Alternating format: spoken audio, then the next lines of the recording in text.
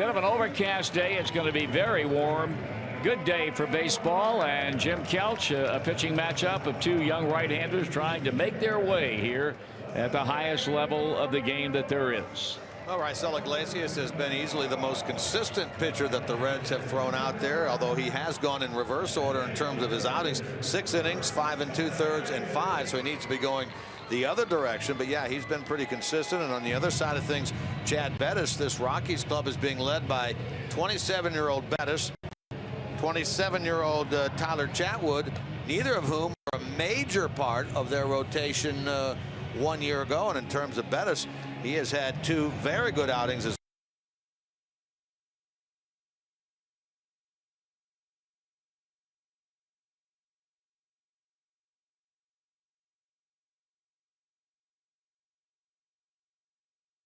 innings, and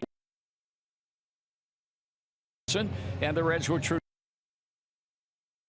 after a splendid outing here last night to win his second game without defeat and taking his place on the staff, a young man who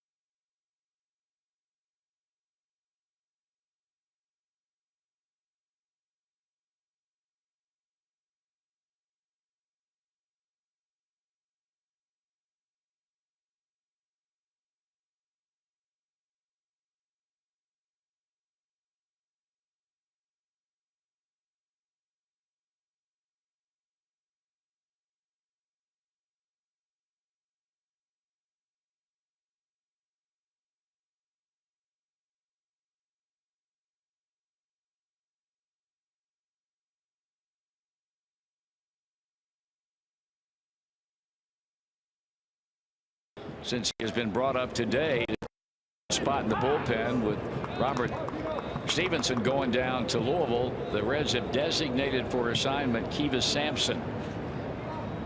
Here's the 0-1 pitch to Suarez, and he breaks his bat, hits a roller to third. Arenado throwing, and they're 2 out.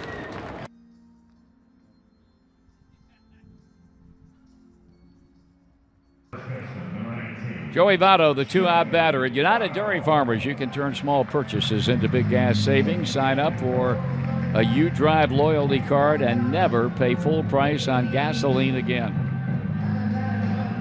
Talk about a slump. Very un-Joey Votto-like. 0 for his last 12, 1 for his last 16 as he looks at a first pitch strike. And enters this game today with a 196 batting average, a home run, and 7 runs knocked in. That is working quickly and throws it inside. It's a ball to strike. The infield shifts to the pull side or to the right side of the infield for this left-hand batter. Bettis kicks, throws. Votto taking up and in. It's 2-1.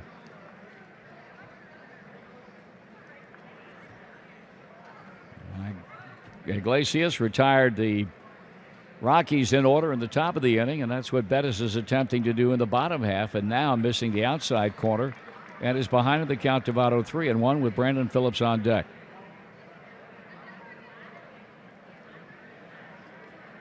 Outfield pretty much straight away, maybe bunching the power alleys just a bit. Votto takes strike 2 call. Second baseman DJ LeMahieu really out there in right field. And Bettis now waiting on Votto to get back with a count of 3-2. Here's a payoff pitch. And he struck him out swinging, and the inning is over. He got him with a good breaking ball down. We go to the top of the second. The Reds and the Rockies are 0-0 on the Cincinnati Bell Reds Radio Network. So we go to the top of the second, middle third of the batting order, led by Nolan Arenado. And the pitch is taken down for a ball. Coming off of an incredible 2015 in which he hit 42 home runs and knocked in 130 runs. That pitch is up and away for a ball, and I would say that he's gotten going pretty good here in 2016. 6 homers, 16 RBIs. The latter figure second best in the National League. And dangerously pitching behind in the count is Iglesias to Arenado, and now gets a high fastball in for a call strike. Try to get through one more day with him in town and not bombarding the fences. That is exactly right. This young man is so incredibly talented in all facets of the game. A line drive and a diving grab by Suarez at third. The infield defense right now for Cincinnati is impeccable. That's a second base hit that the corner infielders have taken away from Colorado batters. The play that Votto made on LeMahieu. And now this diving stop off to his glove side by Suarez to pick Arenado clean. Here's Gerardo Parra. Better late than never, I've always said. I'm not sure I'd agree. Here's the windup and the pitch, and that's a ball low and inside. There, the dulcet tones of C. Trent Rosecrans, who does such a sensational job in covering the Reds club for the Cincinnati Enquirer. Here's a 1-0 pitch, and that's fouled off, and you were where? In the press box doing writing. I see. And then, Mark Sheldon always loves to do this. He'll wait until the first out. Shouldn't one of you be in the Reds? See, that's cruel. That's not right. That's not right at all. 1-1 pitch. Smiles. That giggles. pitch. 2 balls in girl, 1 strike. He goes, really high pitch. Did you race in here? I did. You did? Okay. Well, at least your heart's in the right place. Well, I understand. I know. 2-1 the count on Parr, a left-hand batter with 1 out, no score here in the second. And that one is hit hard to center. Hamilton backs and makes a play for the out. Is Brian Price wavering on his closing situation? It's one of those things I asked him last night, how long is the rope on J.J. Hoover? And he said, well, he wanted to sleep on it, which at the time I thought may mean I want to tell him tomorrow. Right. And today he says, I'm still undecided. I want to give it some time. JJ's probably not going to pitch today because he's pitched back-to-back games in 3 of 4. So we'll have another day. Mark Reynolds swings and misses. So he didn't say yes or no. Right. What are his options? Well, that's the question. I think it's just finding a way to piece together 27 outs without, roles or labels or anything. That, to me, is the biggest and best option right now. So, I mean, based on that statement you just made, then that if that's what he plans on doing without making any kind of an official announcement, that means we'd see different people almost every night in the 9th inning in a bid to get the 25, 6, and 7 outs. Right, and those 3 are, sometimes the 22nd is just as important. And I think there's a big part of that is just trying to get there and see what's left. 2 balls and 1 strike on Reynolds, 2 outs here in the 2nd inning. Because we can all agree it's not been easy to get to those last 3 outs all the time. That would be accurate. 2-2 on a half swing, 2 balls and 2 strikes. And the one that's most interesting to me is I can see Michael Lorenzen as just a lights-out closer. Oh, I can too, and I don't think anybody would argue that, but it's going to be a ways before he's ready to pitch up here. A while. But it'll be quicker for him to come in as a reliever than no question about that. As a starter. There's a pitch just missing inside, and a 3-2 count now on Reynolds with Ben Paulson due up next, chatting with C. Trent Rosecrans from the Cincinnati Enquirer. And Iglesias sets for the 3-2 pitch.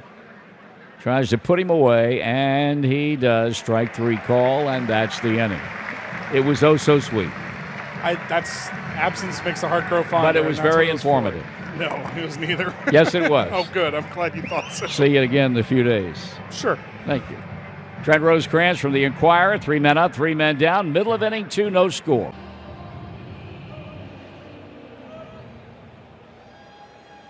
First up, bottom of the 2nd, no score, and Brandon Phillips waiting on Chad Bettis, and he takes a strike at the knees. He had an outstanding ball game at the plate last night, 4 hits and 4 times up. In fact, he singled, he doubled, he tripled, and with a shot to hit for the cycle and getting the hits in order, he had a hard base hit up the middle his last time up. 1 ball, 1 strike. Now batting .333, a home run. He's knocked in 6. Defense plays this guy straight up, and he swings and hits a liner by the diving Trevor Story. And Parra will pick it up in center field, and that's a leadoff single for Brandon Phillips, and he's now 5 for his last 5.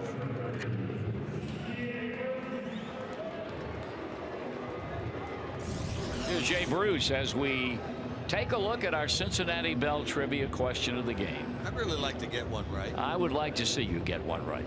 Text your answer of A, B, or C to 66128 for your chance to win a pair of tickets to the Reds Hall of Fame and Museum, a $25 Skyline Chili gift card, and a free haircut from Great Clips, brought to you by Cincinnati Bell. You entertain. Ball 1 to Jay Bruce.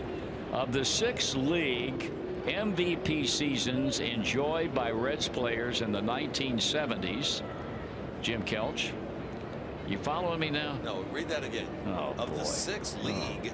Here's a pitch. Swing and a foul. Of the 6th league, let me phrase it. I know it's a little bit tough for you to understand. Yeah. Of the 6 National League MVP seasons enjoyed by Reds players in the 1970s. Okay. Only one of them found the MVP, leading the Reds in batting average, home runs, and in runs batted in. Who was that MVP? High fly ball. Hit well. Hit back into deep right center field. And the Reds lead it 2-0. Jay Bruce got it up in the air and hit it out of here to the left of the 370 sign in right center field. Number 4 for the Reds right fielder. And Cincinnati jumps out on Bettis and company 2-0.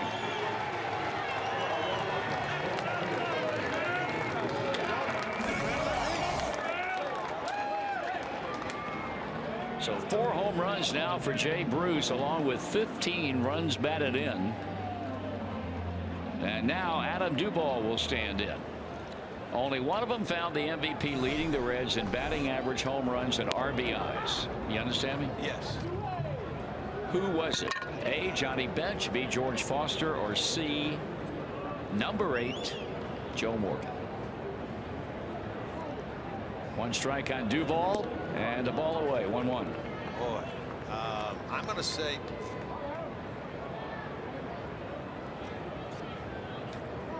George Foster. What letter is that? That would be B. I had 3 B's in a row.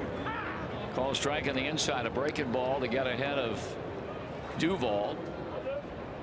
I'm going to stick with B. That would not Johnny Bench, not Joe Morgan, but the man they called Yahtzee, George Foster. Yes, indeed. Swinging a foul by Duvall. I didn't know they called him Yahtzee. That was his nickname. If you like the game of Yahtzee. I have no idea.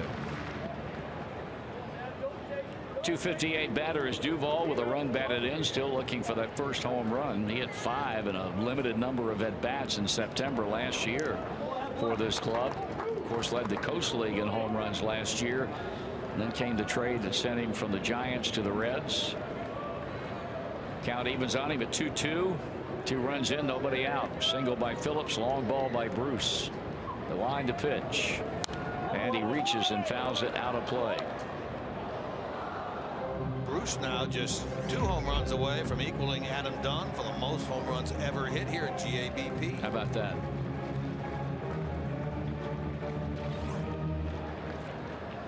Pettis waiting on Duvall to get back in the box. And he pitches. And here's a fly ball. Tattooed back into left field, and the Reds have hit him back to back. First Jay Bruce, and now Adam Duvall. The Reds are lighting up Chad Bettis, and they jumped out in front 3-0.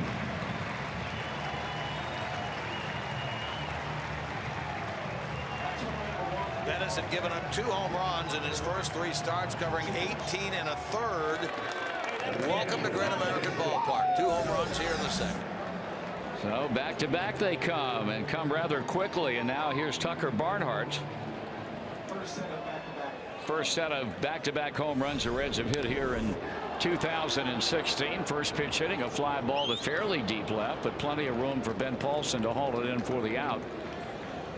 Adam Duvall's home run marks another donation from United Healthcare to organizations improving children's health in Cincinnati.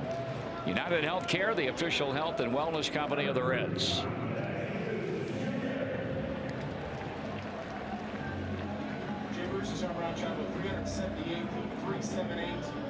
Ivan DeJesus Jr. hoping today is a charm of sorts. He has come out of the gate and he is hitless in 15 official times up. And he sends a fly ball back into right. That ball is hit well, and it's caught on the warning track. Gonzalez breaking back on contact, and right now Chad Bettis not fooling a whole lot of people. Wasn't like this in the first, but they've certainly come out and attacked him here in the second. We'll pause for station identification on the Cincinnati Bell Reds radio network.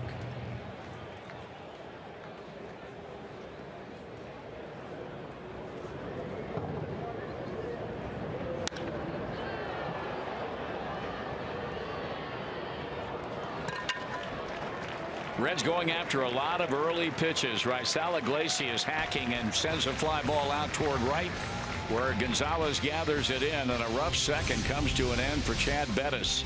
Jim Kelch will have the play-by-play in the third. After 2, it's a Reds 3 and the Rocks nothing on the Cincinnati Bell Reds radio network.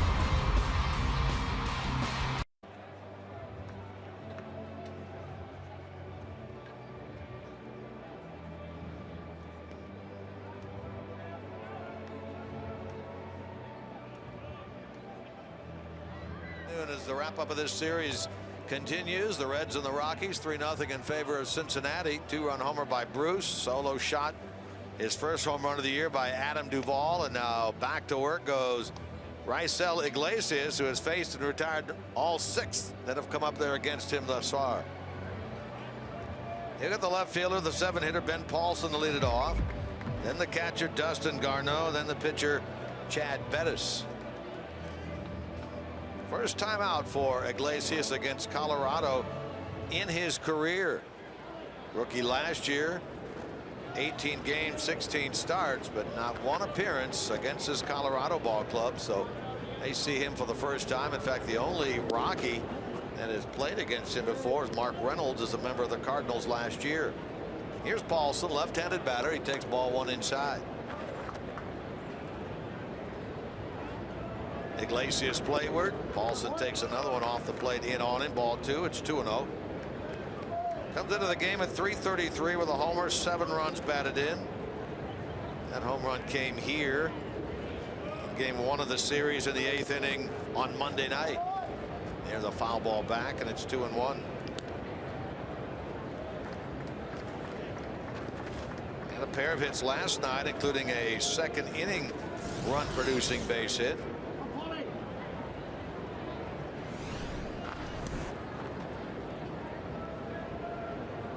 Here's the 2-1. Swung on. Got under it. Pops it up into shallow center. Long way out for DeJesus. And now he is called off by Billy Hamilton. He has it for out number 1. So 7 up, 7 retired by Raisel Iglesias. The batter now will be the catcher, Dustin Garneau. Garneau replaced Nick Hundley on this roster in terms of catching, and replaced Charlie Blackmon on the roster when Blackmon went on the DL. He is the backup right now to the man we've seen the first 2 games of this series, Tony Walters, while Hundley is on the 7-day concussion DL. Garneau, right-handed batter, and he takes a ball outside, ball 1. He's only had 3 at-bats since coming up from AAA Albuquerque. Down there, he was 4 for 18. He takes the ball high. He's at 2 balls and no strikes. Pitcher Bettis waits on deck.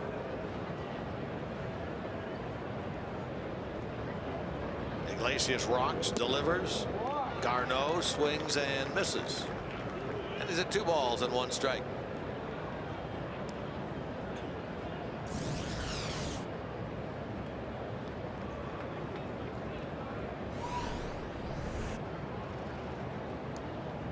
Defensively, they play him straight up. The pitch way outside, ball 3, and now it's 3 balls and 1 strike.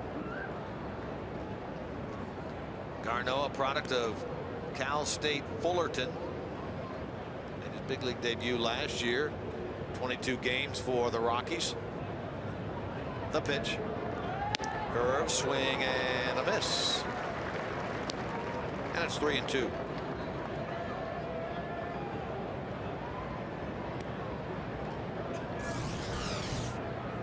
3-0 Reds. We're in the top of the 3rd.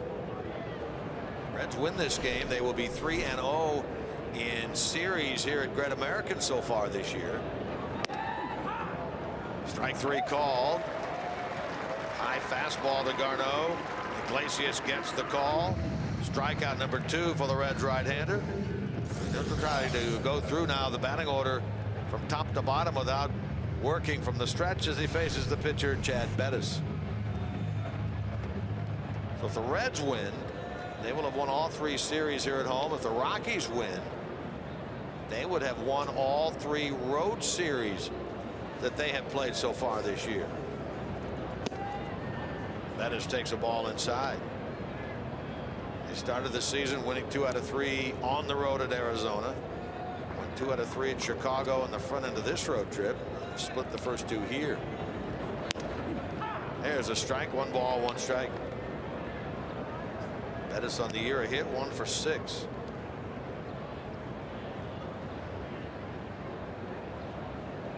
The pitch. Tapper toward 3rd is foul.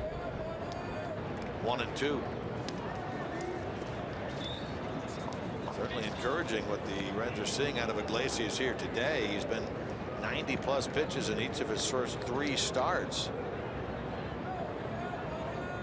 The longest of which was the opening day start against Philly when he went 6. Breaking ball, strike 3 called. He dispatches his counterpart Bettis and goes through the Rockies order in order through the first 3. We go to the bottom of the 3rd. 3-0 Reds on the Cincinnati Bell Reds Radio Network.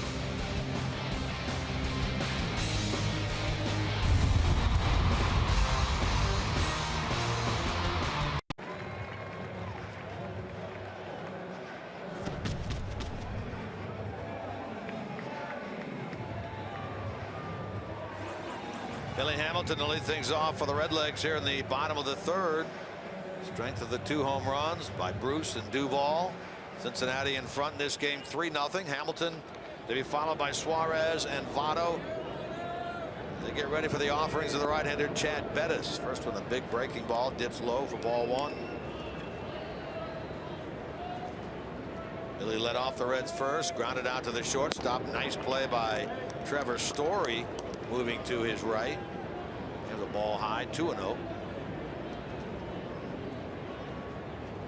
Hamilton has been, by and large, the bottom of the Reds order this year. Ground ball to the right side, moving to his left, and making the play is DJ LeMahieu. They just do get Hamilton at first, and out number 1. Billy is leading off today for the 4th time this season. Here now is Suarez.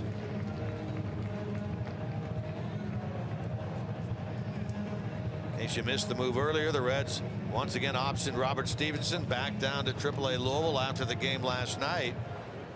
Today called up from the Louisville bats, right-hander Drew Hayes, who when he gets into the game will make his big league debut. First pitch strike to Suarez. Next ball inside, 1 ball, 1 strike. With the Louisville team this year, 1-0 with a save in 3 games.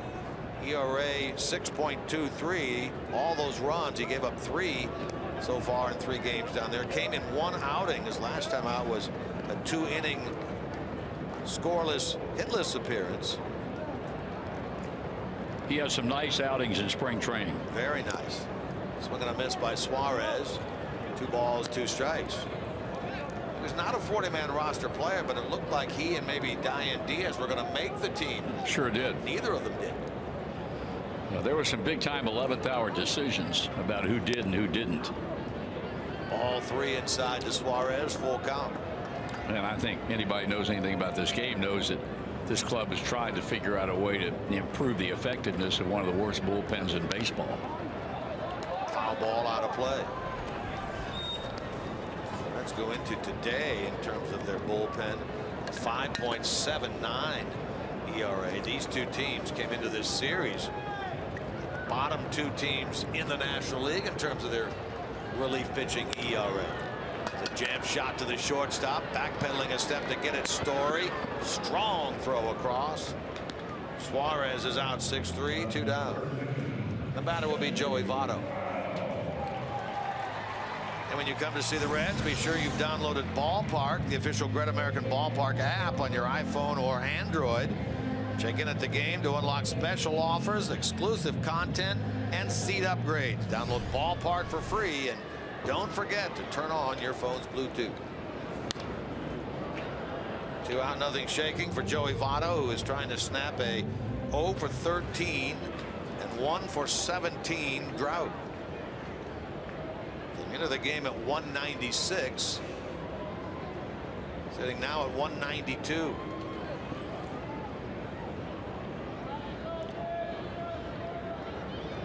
The pitch, check swing, strike. And he's quickly down, no balls, 2 strikes.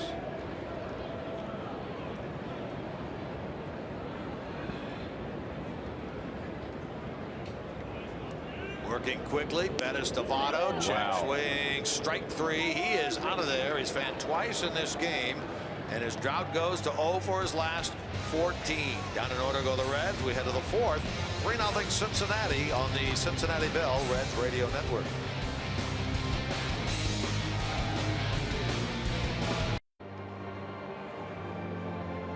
American Ballpark, 3 runs, 3 hits for the Reds. All zeros across the board for Colorado thus far in this game, and they start at the top for the 2nd time. DJ LeMahieu, their second baseman, who lined one at Votto to get this game started, steps in there against the right-hander Iglesias. For the 2nd time out of 3 games in this series, we had an honorary first pitch thrown out today by a former Ohio State Buckeye. Monday night it was Braxton Miller. And today, former Ohio State Buckeye Darren Lee, linebacker, projected to be a first-round pick next week's NFL draft. Big guy out there. Big guy. Folks cannot get enough of their Buckeyes in this state, Jimmy.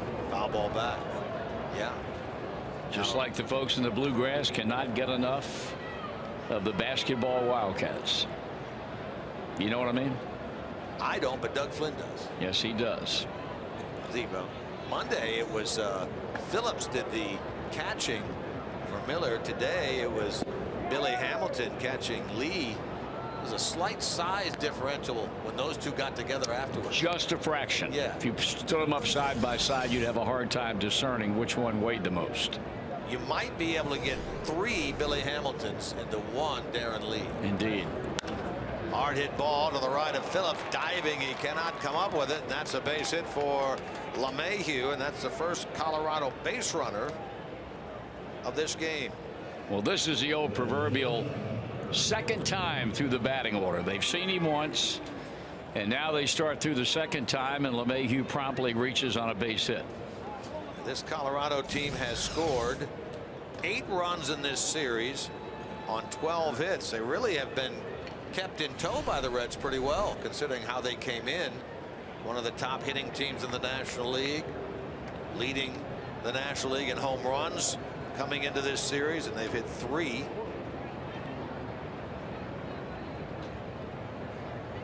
So we see Iglesias from the stretch for the first time. He deals now with Trevor Story. First pitch outside of ball 1. We've heard from the old coach down in Kinston, North Carolina. Yes, indeed. I like this Robert Duvall. He has some pop. Why did they send McLean Stevenson down to Louisville? Give my best to Thom, the old coach. He's always considered, asked about, and says hi to the family. He does. It's good about things like that. Tap foul, 1 ball and 1 strike. You guys have a special and long-standing relationship. Well, the fact he lives in North Carolina means that's kind of special for me, sure, considering my background and being one of the outstanding coaches down there in Kinston for so many years. He's a baseball guy, as he will tell you, and he's a big fan of the Reds. And apparently he loves Robert Duvall. Indeed.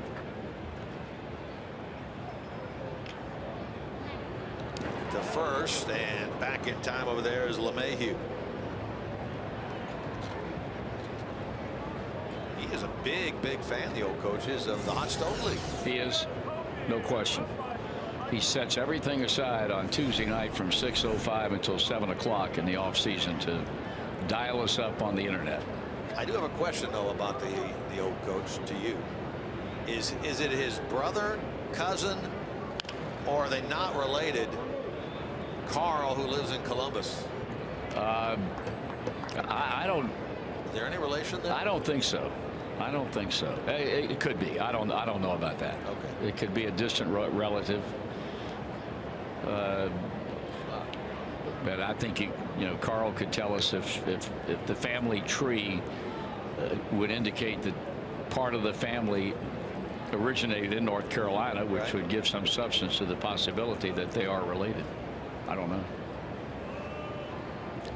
Great minds think alike. Those two think exactly Boy, alike. they sure do. Swing and a miss. They got Story to chase that pitch down and away. Iglesias following the game plan to get Story, gets him on strikes. Back out number 4 for the Reds right-hander. Brings Carlos Gonzalez to the plate.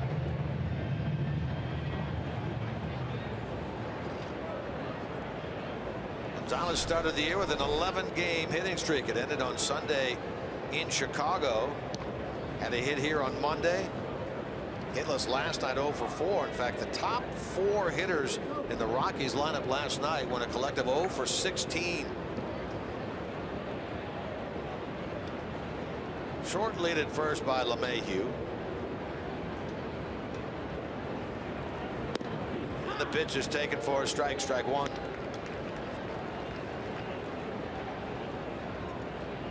Talking about Robert Stevenson and his win last night, he became the first Reds pitcher to win each of his first 2 big league starts since Larry Lubers back in 1993.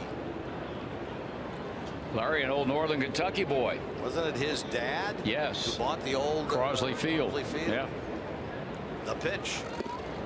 Check swing, appeal, denied. 1 ball, 1 strike. Or at least bought pieces of it and correct. rebuild it back on a farm. Yeah.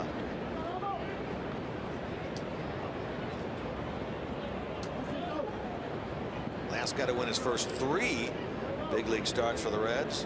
You remember the name of Wayne Simpson back in the late 60s, 67. The pitch. Down and in. Nice block by Barnhart. 2 balls, 1 strike.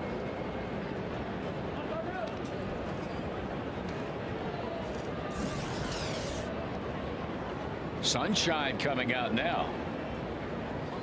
Been battling a losing fight up until the last few minutes, and now it is out, and the whole field is bathed in sunshine, and a very, very good day here in Cincinnati. Well, let's hope we get some of this over the weekend against the Cubs. Yep. 2 balls and a strike. Gonzalez, the left-handed hitter, waits. And Iglesias delivers. Tip foul. Count evens. 2 balls and 2 strikes. You said you were a Motley Crue fan, didn't you? I did not say that. I thought you did. How could I have made that mistake? Well, because you look over here and you naturally think that I'm Jeff Brantley, and Brantley is a huge Motley Crue. He is? Isn't he? Doesn't he like that kind of? I don't know. How about Carlos Santana? I don't mind Carlos Santana. You saw where the group is back together again. The original group. No. And they opened in Las Vegas a few days ago. Really? Yep, they're on tour. I did not see the that. original group. That'd be kind of big. You follow the music scene very closely, don't you? I'll tell you how closely I follow it. Oh. There's a ball hit down the left field line against the shift, just inside the third base bag. It goes all the way to the corner. They're going to wave LeMahieu around. He will score standing up on a double by Carlos Gonzalez, and the Rockies are on the board. It's now 3-1 Reds.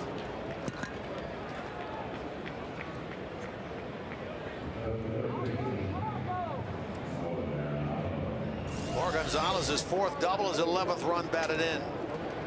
So how closely do you follow the rock music scene, or the music scene in general? I'm such a big music fan that I subscribe to Rolling Stone magazine. Still. I mean, still. Well, a lot of people get it online. You can read it online.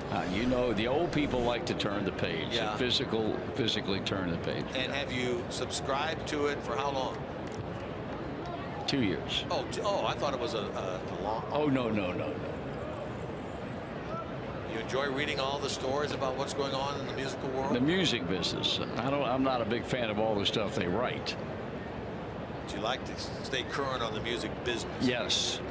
There's Nolan Arenado, ball outside, ball 1. And I could have sworn that you were a Motley Crue fan. No, I couldn't name a band member or a song or where they're from. I've heard of them. I guess you're not a fan then. Now, I was a fan years ago of the band. There's a throw down to second from his knees. Phillips was behind the bag, and back into second goes Gonzalez. Of Mott the Hoople. Have you ever heard of Mott the Hoople? Yeah, we've gone down this road We have? before. Yes, we have. Yes, we have. Okay. And in fact, our good friend Cliff Raisel, who is with the Cincinnati Enquirer, and his mom's such a great fan, and he's a great fan, and he made a comment about that when we discussed it last year or the year before last. breaking ball inside. How about Warren Zevon? Did you like Warren Zevon? I did not. I really like Warren Zevon. How about the band? That's a little bit probably before you. Robbie Robertson and. Again, I know the name, but I don't know anything about it. That's a nice group. That was a nice group. Yeah. Yeah. Here's the pitch. Ball high, ball four. So a 4-pitch walk issued to Nolan Arenado means there are 2 on with 1 out and a run in. First walk issued by Raisel Iglesias. I'm going to tell you something about the fellow who was the honorary captain of the game today is Mark Riggins, the National League leader, maybe the Major League leader at visits to the mound. Not maybe. Back to the hill. Chase Bryant was the honorary captain, represented the Reds and brought the lineup card out. He's an up-and-coming country music singer, isn't he? Exactly right. Yes, he is. And I wanted to bring his name up because his grandfather, Jimmy Bryant, was a musician with Roy Orbison and Waylon Jennings. Really? How about that?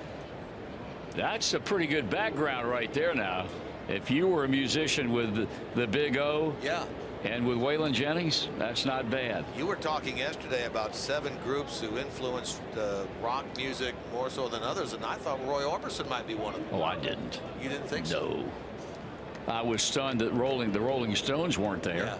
I mean, Elvis was #1. You said that right out of the book. I did say that. And it was Elvis was 1. We all thought the Stones would be there. Everyone, you and me and Tom and Yid. Let's see, who's some of the others that we were not surprised at? Led Zeppelin was there. Here's a line drive to the right of Phillips. A base hit into right center field. That's going to get Gonzalez home. Stopping at second base is Arenado. Run producing hit by Gerardo Parra. Makes this a 1-run game now at 3-2 Reds. Well, the old game of adjustments, and as I said, second time through the batting order. Obviously, their hitters are making the necessary adjustments, and right now Iglesias seemingly is relying on the same things that stood him in great stead when he retired 9 in a row over the first 3 innings, and right now that's not getting it. So the batter now will be Mark Reynolds, who burned the Reds last night in the 9th inning on that home run against J.J. Hoover. We mentioned Led Zeppelin. Also, Led Zeppelin was there. The Jimi Hendrix Experience was one of them. Then there were a couple we didn't hear. The Clash. Clash, yes. With all due respect, and I'm sure they are very successful and very popular. Never heard of them. You never heard of them, or you didn't? I've never heard of them. Okay. Have you? The Clash, I've heard of them, but I don't know anything about them. There was one other one that I don't recall. That was the last one of the 7, and I also have never heard of them. The only one I think I heard of them was Tom. He had heard of them. Well, that was probably a lie. Because he realized nobody else had, so he wanted to stand out by saying, oh, yeah, I've heard of them. Don't say that too loud. The old coach likes them. I know that. But you're right. Led Zeppelin, Jimi Hendrix Experience, Elvis. Showing bunt, pulling back, taking a ball is Mark Reynolds. One other note about our guy, Chase Bryant. Yes. Left-hander, like you. But when he started playing guitar, he couldn't find a left-handed guitar, so he learned to play the guitar on a right-handed guitar turned upside down. Really? How about that? That's impressive. That's what they call in New Orleans a little lagniappe. Swing and a miss. Reynolds chased an off-speed breaking ball. He's a strikeout victim. 2 men down. Well, we should make mention of the fact and give Chase Bryant a little love. He's going to be at Bogart's here in Cincinnati, which is for a long time a venue for up-and-coming groups. Somebody did a piece about that, about Bogart's, either in the Cincinnati Magazine or the Inquirer sometime back, and listed all the great musicians, bands or individual performers that had come through Bogart's on the way up. Now, have you seen anyone in particular that sticks out in your mind at Bogart's over the years? No. No? Negative. 2 on, 2 out, 2 in for Paulson. Left-hander takes. Strike 1 on the inside corner. But you understand the importance that it has played in the Cincinnati music Oh, scene. boy. I mean, it's got an incredible contribution to popular music, rock and roll music, whatever it might be. Those people who have come through this town over the years to have performed, and that was probably the place that they stopped off at. Check of the runners by Iglesias, and now he brings it to Paulson, and it's inside for a ball. 1 ball and 1 strike. You got any concerts lined up? I don't. You saw this job kind of, you know. Yeah, but early on in the year, who did you see? The off day after opening day. You saw not this year. Yeah, you went to see somebody because I was on your foul ball out of play. I didn't go anywhere the Tuesday after opening day. It was in town. There's a show in town. No, last year I went to the day after opening day. I went to see Frankie Valli and the Four Seasons and spent an hour with Frankie Valli, which was good. It was an Instagram thing that you went to see somebody. This year? I thought you did. Marty stayed home. Oh, you didn't go? I did not go. Amanda and her mom and dad went to see Billy Joel over here at the Coliseum. Okay. Yeah. I babysat Millie. Gotcha. Naturally. Millie was not happy. 1-2, and the pitch to Paulson is inside. 2 balls, 2 strikes. You and Mills didn't bond. Oh, Mills, we really bond. She likes me a lot. But Amanda's number 1. Oh, okay. Yeah. I know the feeling. I'm sure you do. RBI double by Gonzalez. RBI single by Parra has gotten the Rockies on the scoreboard in this inning. They trail 3-2 to the Reds. The pitch. There is ball 3 inside. And so as a pitch efficient as Iglesias was through the first 3, he's now sitting at 60 pitches as he works here in the 4th, trying to get the final out. And what has already been a 2-run inning for Walt Weiss's club. Runners now will be on the move from second Arenado, from first Parra. 3-2 Reds here at the top of the 4th. Paulson digs in.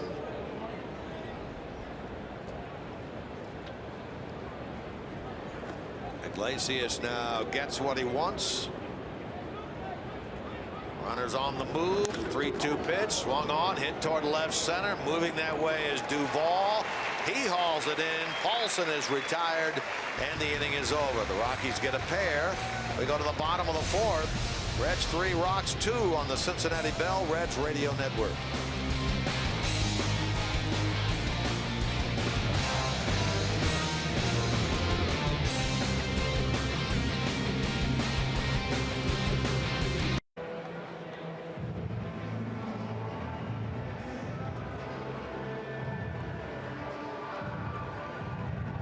The Reds baseball live with the MLB.com at-bat app. Stay up to the moment at any moment with game day, live game video highlights, StatCast, news, and more. Download MLB.com at-bat, the #1 app for live baseball on your phone and tablet. Bottom of the 4th inning. Phillips will lead things off against the right-hander Chad Bettis. Brandon a base hit to center to start the 2nd, meaning he is now 5 for his last 5 after having the 4-hit game last night. Moves away from this ball inside. 1 ball, 1 strike.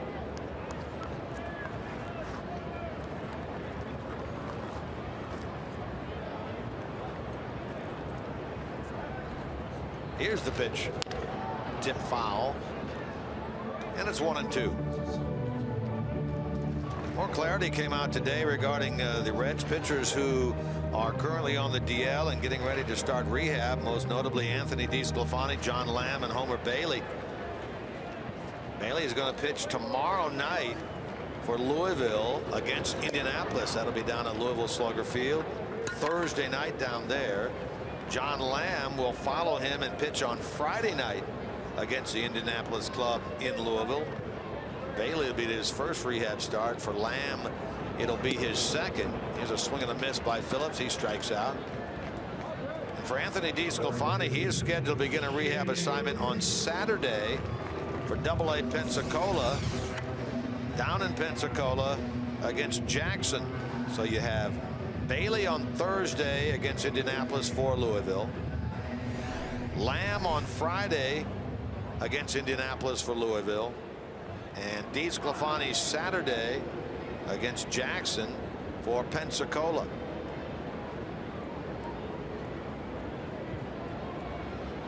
One out. The batter is Jay Bruce. Bettis now has retired 7 in a row since the Reds touched him up with a single by Phillips, the 2-run homer by Bruce, and the solo shot by Duvall. Here's the 1-0. Jay takes it low, a ball, 2 balls, no strikes. I mentioned only had Reynolds faced Iglesias prior to today. None of these Reds have faced Bettis before. Swing and a miss by Bruce. 2-1. Retired the Reds in order in the 1st. Gave up the 3 runs in the 2nd. Set them down in order again in the 3rd. Faces them here in the 4th. Ball inside, 3-1.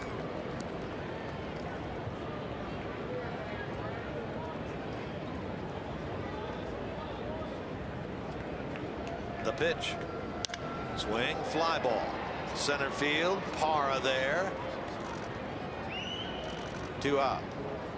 Reds fans, if a Reds home run hits the Toyota sign during this afternoon's game, in honor of Marty's musical interests as of late, Jim Morrison from Erlanger, Kentucky will win the beautiful Tundra that's on display here at Great American Ballpark. Register for your chance to win at an upcoming game by seeing your Cincinnati and Northern Kentucky Toyota dealers. Good luck this afternoon to Erlanger's favorite, Jim Morrison. Here's Duvall, and he swings and misses for strike 1. Duvall's first home run, second RBI of the year. Wrapped up the 3-run second for Cincinnati. Here's the 0-1. In on him a ball, 1 ball, 1 strike.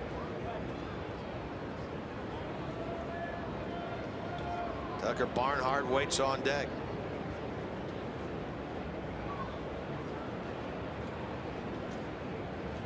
One pitch. Foul past third, 1-2. Reds fans, satisfy your taste buds this season with JTM's beef and chicken Philly kits. These kits make 4 delicious sandwiches that the entire family will enjoy. Pick some up today in your grocer's freezer. That's JTM. Let's create great dishes together.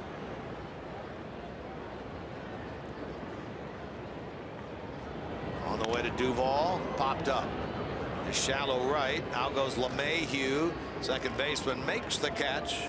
Duvall retired for the 3rd time in 4 innings. The Reds go in order. But as we head back to the 5th and return of Marty Brennaman, the score, Cincinnati 3 and the Rockies 2 on the Cincinnati Bell Reds Radio Network.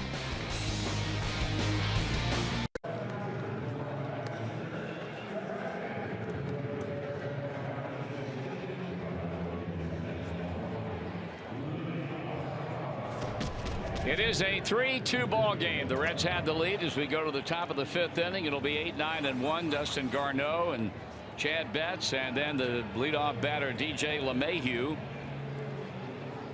Rough 4th inning for Raisel Iglesias after retiring 9 in a row.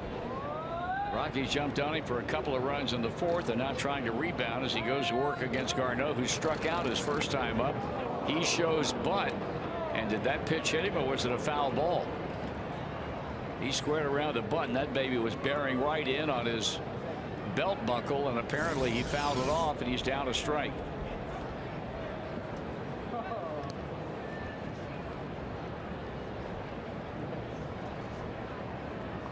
A little bit slow getting back in the batter's box is Dustin Garneau, as Jim mentioned, a young man out of the state of California.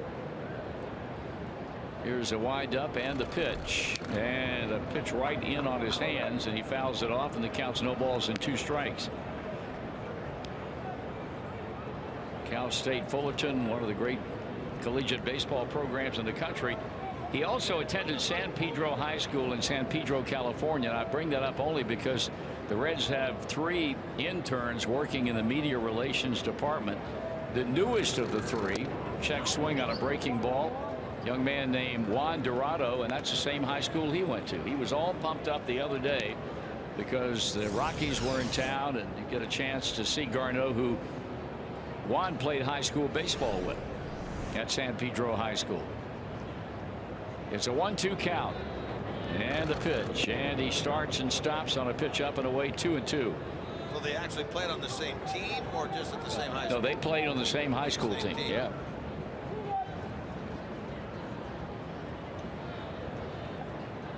Rockies have had 3 hits. The Reds have had 3 hits, and it's a 1-run game, and that pitch is taken for strike 3, and Garneau knew it, although he turns and makes some comment to plate umpire Gary Cederstrom, and you can chalk out number 6 of the afternoon for Raisel Iglesias, who goes to work now on pitcher Chad Betts.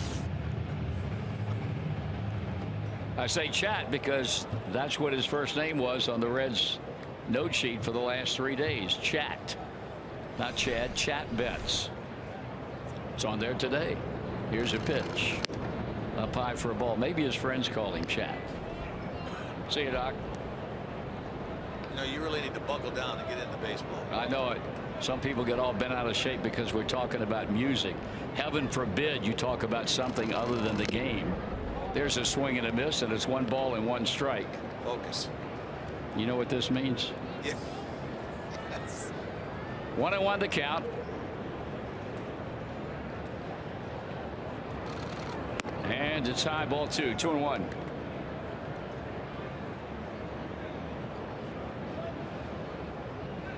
Iglesias turns, checks his defense, climbs back in. Tomorrow night, Cubbies are in town in the first game matchup. Brandon Finnegan for the Reds against Jake Arrieta. Here's a bouncing ball up the middle. It will be gloved behind second by the shortstop, and he throws him out. Good play. You got 2 guys pitching tomorrow night. Finnegan, who has been very, very good. And of course, Jake Arrieta just picking up where he left off in 2015. He is 3-0 out of the gate. And he's Joe Maddon's pitching choice in game 1 of that 4-game weekend beginning here at 7:10 tomorrow night. Hasn't that been something, though, the turnaround by Jake Arrieta coming over to the Cubs a couple of years ago? What must Baltimore be thinking now? I mean, this was a middle-of-the-road pitcher. He didn't think anything of it when the Cubs acquired him. Right.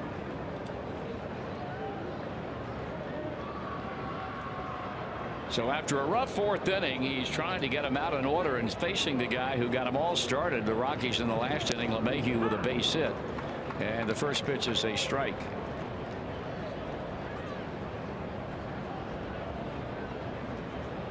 Cardinals and the Cubs wind their series up in St. Louis today, and the Cardinals, of course, are looking at possibly being swept unless they can figure out a way to rebound and win a game with Carlos Martinez on the mound.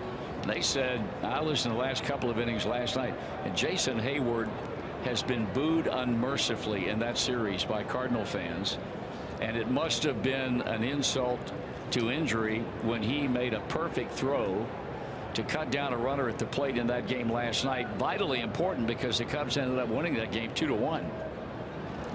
Check swing a ball. He's liked the fact that they've booed him. He said if they didn't miss me here and wanted me back, they wouldn't be booing me. I think they boo him a little bit because the comments he made about the relative old age. Well, he says those are misconstrued. Yeah, well, a lot of guys say that. Here's a 1-2 pitch, and it's fouled off. Garneau is struck out. Bettis is grounded to shortstop. DJ LeMahieu, a ball and 2 strikes. Pitch count now standing at what, 74 for Raisel Iglesias. Back he comes, fouled out of play to the right side. How about that balk situation in San Diego last night with our Kentucky native Andy Green ultimately getting ejected? That's something. Well, the most bizarre thing about that whole situation was that the umpires changed the decision twice. Yeah. They made a ruling. There was a balk. Andy Green came out. Then they said no, there wasn't a balk. Clint Hurdle came out. Yes, it was a balk. And then when Andy Green came out the second time, it was see you later. Right. Up high 2-2. Now I want to see how the Major League office handles that situation when the 4 umpires change the decision twice. I'm not sure who the crew chief was, but the comments I read was the first time they discussed, the four of them got together, they were talking about whether Colin Ray, who was the pitcher for the Padres, quick pitched. Right. And they said no, he did not quick pitch. Then Clint Hurdle brought to their attention that he had broken contact with the rubber, then reestablished contact with the rubber. Thus, they changed their mind. And the video looked like he broke contact with a pitching rubber. Yes, it did. It's a 3-2 count now on DJ LeMahieu. Waiting on deck is Trevor Story. Iglesias wheels and deals, and that is strike 3 call, and see you later. He has punched out 7 of them, has Iglesias, and we're in the middle of the 5th inning with the Reds hanging on to a 3-2 lead on the Cincinnati Bell Reds Radio Network. Quick pitch. with highlights from every game and previews of every upcoming matchup. Stay on top of all the action all season long. So keep your eye on Quick Pitch, late nights and every morning on MLB Network.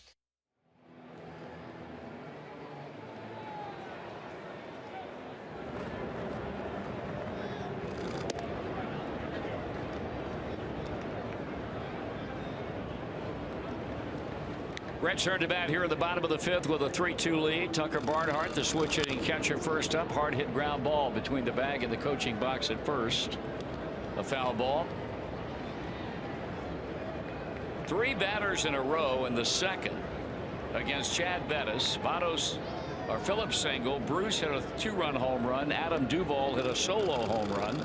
Swinging at foul again. And since that time, he has retired 9 batters in a row. He retired the Reds in order in the first, did it again in the third, and again in the fourth. So they had their one shot at him, and so far they've not been able to do anything against him since then. 2-2 on a fastball up and in.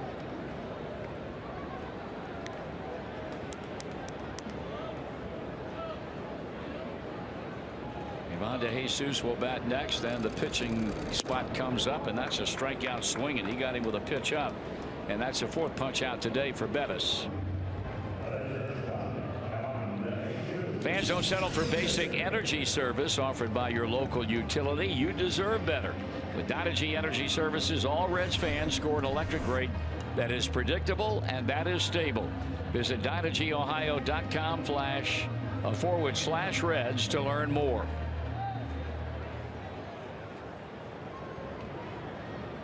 DeJesus flied to deep right his first time up, and still looking for that elusive first hit of 2016, and he looks at a first pitch strike.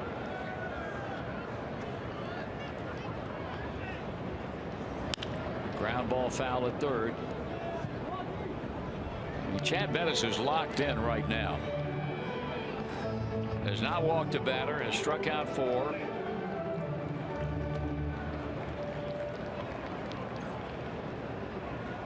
Back in the box and waiting is DeJesus. The right-hander throws inside a ball. This Rockies club, they've got a few guys on that in the rotation that they feel good about. Tyler Chatwood, Chad Bettis. Here's a 1-2, and that's a ball inside. And of course, last night the Reds roughed up Jorge De La Rosa, the 35-year-old left-hander, who is really the only true veteran presence that they have in that rotation. They need that guy to really step up with all the young pitchers surrounding him in this rotation. No question about their ability to score runs. They're going to do a whole lot of that. But then again, there have been a lot of Rockies clubs that did the same thing. Ground ball second. The pick and the throw by DJ LeMahieu, and it's 2 up and 2 down.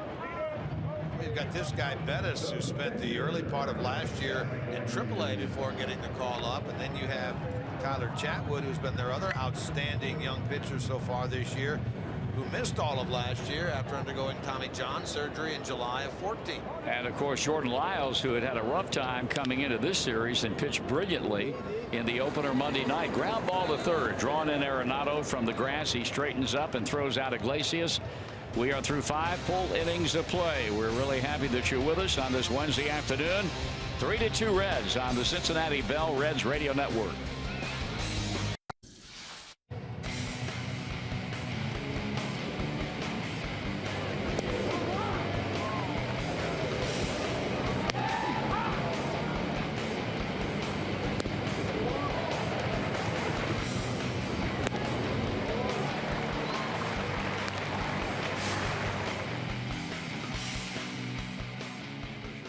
Uniform, special instruction from a Reds coach, guest appearances by a current Red star.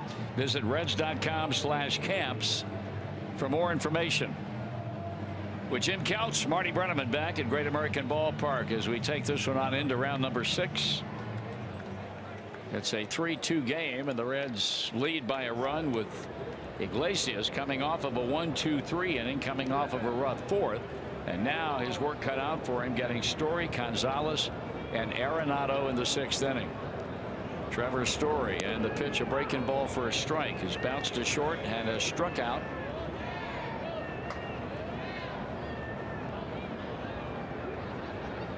Young man out of Irving, Texas, the son of a firefighter. Boy, he has set this league on its ear as he swings at that breaking ball away. That's the same pitch that Iglesias struck him out on in the 4th inning. And they say the book on him is you're going to pitch him inside. You better pound him hard inside and then go away with soft stuff. And he has been very, very susceptible to that. Here's a ground ball off the end of the bat.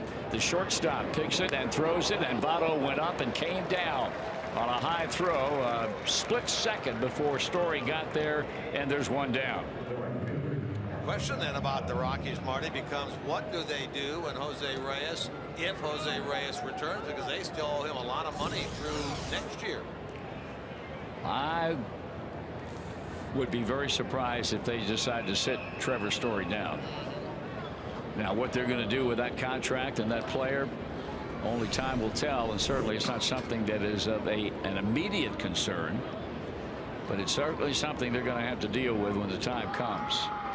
Here's Gonzalez. He doubled in a run back in the 4th inning. Knocked in his 11th run of the year, and he takes it low, ball 1. As we check scores of other games, brought to you by Tide Pods. Pods are your 3-in-1 laundry solution with detergent, stain remover, and brightener all in one pod. Make laundry days simple with Tide Pods, available at your neighborhood Kroger. Swing and a miss. Only other game going on right now is that one involving the Cubbies and the St. Louis Cardinals at Busch Stadium. They are 0-0 with the Cardinals batting in the bottom of the 1st. Kyle Hendricks on the mound for the Cubs against Carlos Martinez and the Cardinals. Fly ball.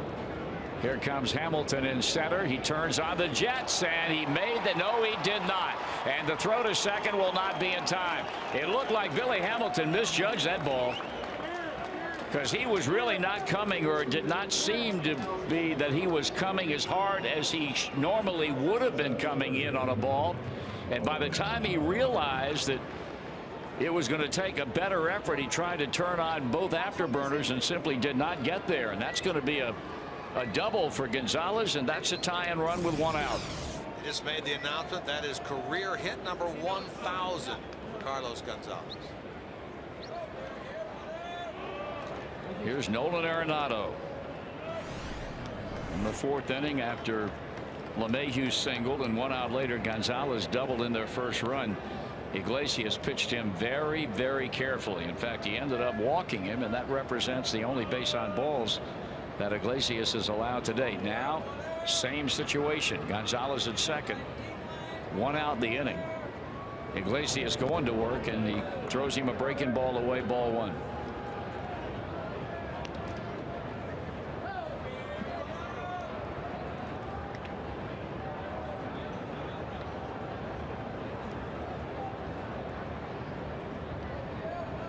Gonzalez backing off the bag at second. The outfield playing the right-handed batting Arenado deep and straight away. The 1-0 pitch. Too high, ball 2. One other afternoon game will be getting started very, very shortly. The Angels and the White Sox in Chicago. Garrett Richards starts for Mike Scioscia. Chris Sale 3-0 out of the gate. On the mound for Robin Ventura. Talk about a team that's gotten some good starting pitching early now. How about 3-0 for Matt Latos? How about 3-0 for Matt Latos? Swung on, ground ball, shortstop. De Jesus has time. He throws him out. The runner holds at second. We'll pause for identification on the Cincinnati Bell Reds radio network. What's up, Chaz? Charlie.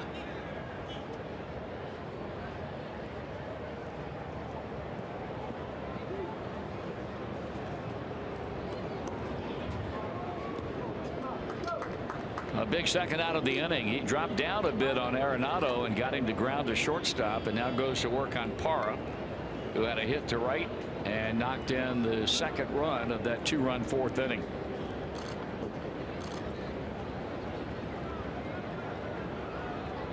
Check of the runner, the pitch way inside and low. Which the White Sox a winner last night, and on a night in which Todd Frazier hit his 3rd home run. That club has a lot of reason to be very optimistic.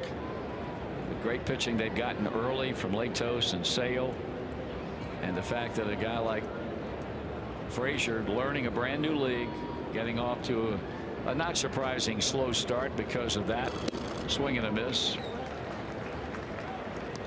Well, you remember in the middle of March during spring training, Latos was at the Reds complex throwing in a B game. Yeah. They were looking for innings for him, and he was there throwing in a 10 a.m. B game. Now he's 3-0. 1 ball, 1 strike. Gerardo Parra, Milwaukee, Baltimore last year. Now wearing the uniform of the Colorado Rockies. Former Gold Glover in the outfield.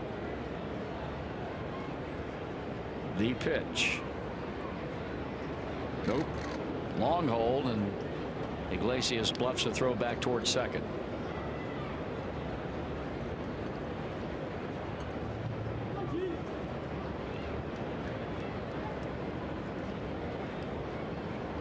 This will be his 90th pitch of the game.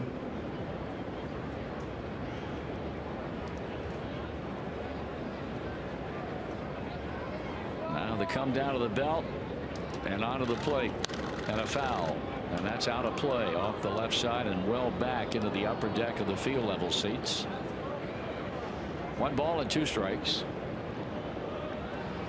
Reds have the Cubs in town, as we mentioned, tomorrow night through Sunday afternoon, and then flying Sunday to New York, where they will meet the Mets Monday and Tuesday and Wednesday. Have an off day in Pittsburgh next Thursday, and then play a weekend series against the Bucks.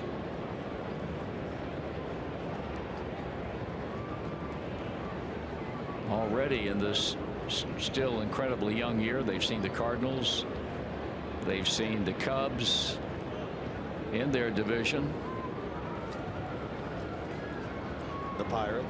The Pirates, and they'll see the Pirates again. Time call now, and Barnhart heading out to the mound to talk with Iglesias, and will be joined there by the shortstop Ivan De Jesus Jr. in the event there is any problem with the language, and it didn't take very long. Whatever Barnhart had to pass on to Iglesias, hardly before De Jesus Jr. got to the mound, it was over with. 1-2 the count on Parra, trying to leave Gonzalez at second. Check swing, started to go, but held up in time, and it's 2-2.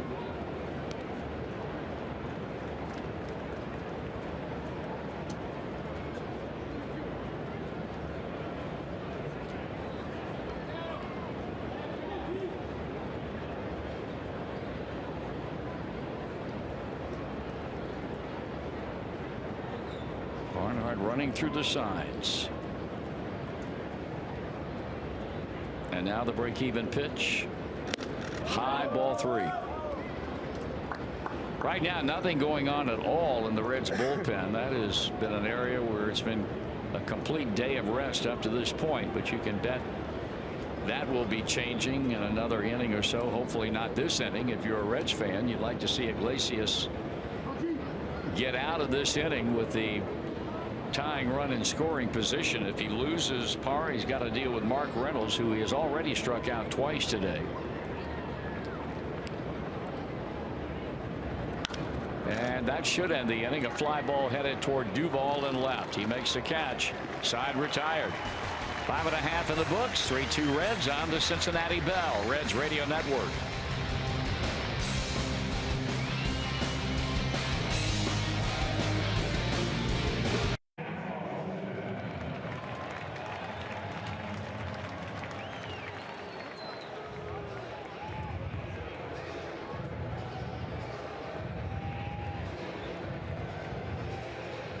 Here we go, the bottom of the 6th inning, and it'll be the top of the batting order with Billy Hamilton to start it off. He's 0 for 2 against right-hander Chad Bettis. Reds have had 3 hits, but lead by a run. The first pitch to Hamilton, a ground ball wide at first, but there's LeMahieu, and he throws him out. 13 in a row now have been set down by the Colorado right-hander, and he'll deal with Eugenio Suarez, who's also grounded out twice. Let's take a look here at a little Ask Marty in the bottom of the 6th inning, Mr. B. Chance to ask the Hall of Famer to give his thoughts on any subject, baseball or non-baseball, presented by CBTS. Breaking ball, overhand variety strike. Today's question comes from @Rhino_2016. You certainly it is. Rhino wants to know, Marty. Yes, Rhino. How do you feel about the new slide rule? Do you think it's taking some of the fun out of baseball? No question about that. Yeah. I think this game is legislating it into a game of sissies. They're taking away all the contact. The rule at second base is ridiculous, and once again it's a knee-jerk reaction. Their strike 3 call to Suarez, who has not been able to solve Chad Bettis at all today. You know, the home plate thing was a knee-jerk reaction to Buster Posey, and all sorts of problems with that. Now the knee-jerk reaction to 2 plays at second base. This rule obviously now known as the Chase Utley rule, and they're trying to modify that thing on the run. I think it's ridiculous. I don't see anything wrong with the way things were in the past. If they want to change it, simplify it by saying if the runner comes straight into the bag, doesn't deviate left or right, everything is fine. Right. If he deviates at all in an effort to take the whether it's a second baseman or shortstop out, then they impose the rule. That's too simple for them. They have to make it an involved situation that has simply not worked. I heard Kiko Hernandez on a talk show this winter on MLB radio. He said there's nothing that gives me an emotional high more than knowing I've got to get rid of a ball with a runner bearing down on me at second base. From the Dodgers. Yes. Here's the 2-1, and Votto takes ball 3. I think it's ridiculous. I really truly do. Well, we've seen it affect 2 games in the first week of the season. We certainly have. Most notable of which was the one in Toronto. Yep. Or involving Toronto. Right. 3-1 to Joey Votto, and a swing and a miss. He has struck out twice today. He is now 0 for his last 14 and 1 for his last 18. And the batting average in an absolute free fall started at 196 today. He's now at 189. Payoff pitch to him, and he hits it hard. Second baseman in right field makes the play to throw him out. So Votto hits one right into the teeth of the ship, and LeMahieu picks him and throws him out, and the beat goes on for Chad Bettis. Still, as we go to the top of the 7th with Jim back with a play-by-play, the Reds are up 3-2 on the Cincinnati Bell Reds Radio Network.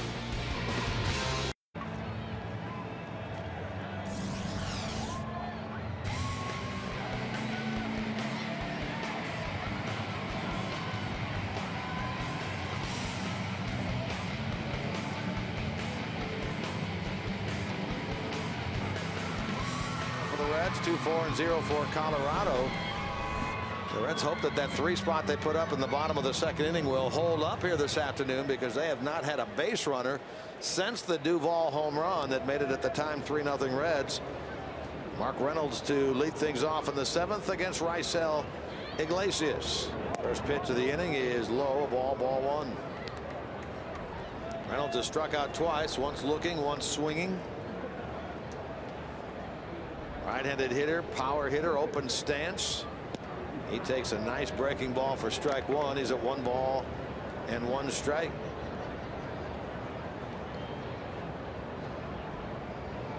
Iglesias has equaled now his longest outing of the year at 6 innings. He did that on opening day against Philly in that victory against Pete Buchanan's club. And he's working into the 7th inning here for the first time this year. Gets a strike in there. 1 ball, 2 strikes. Against the big shift, Iglesias to Reynolds, and a swing and a miss and a breaking ball down and away. Nice job by Raisel Iglesias. He gets strikeout number 8. That's the first out here in the 7th inning.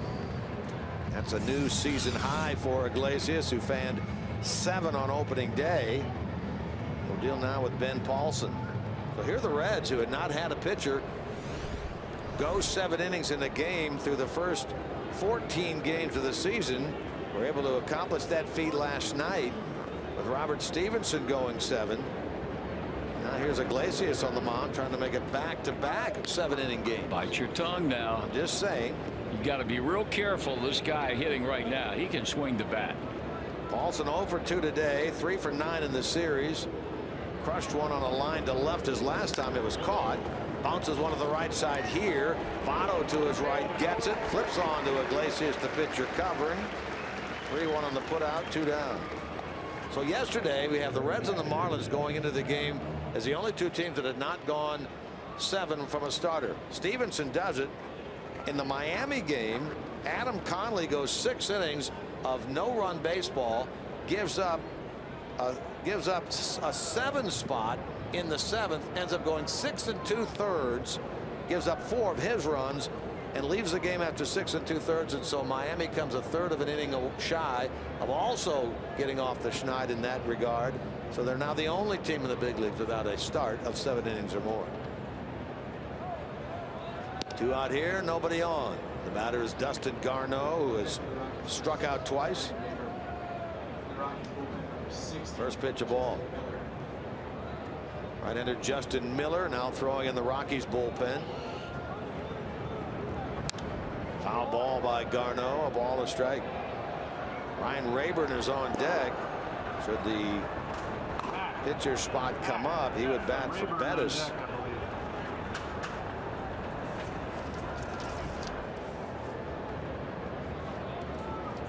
Three-2 Reds in the top of the 7th.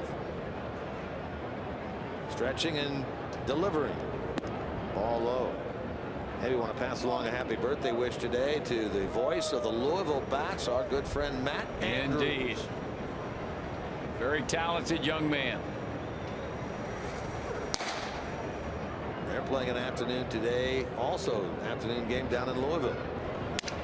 Broken bat, ball hit down the left field side. That's a fair ball by Garneau. He's going to race in towards second. He gets there sliding with a 2-out double for Dustin Garneau, just his 2nd hit of the year. And he now represents the tying run in this game here in the top of the 7th.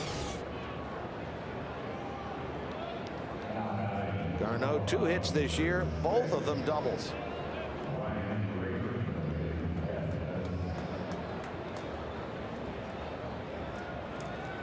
So now Ryan Rayburn will bat for Chad Bettis.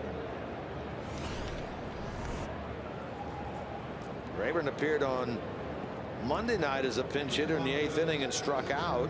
3 hits, 3 runs all earned, no walks, 5 strikeouts, 2 home runs. He's off the bench to bat here in the top of the 7th. 3 runs all earned, no walks, 5 strikeouts, 2 home runs. Rayburn this year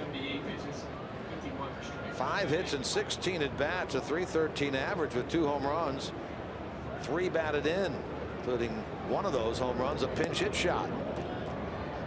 He bats here for Bettis, who was very strong through 6. In fact, in 5 of the 6 innings, sent the Reds down in order.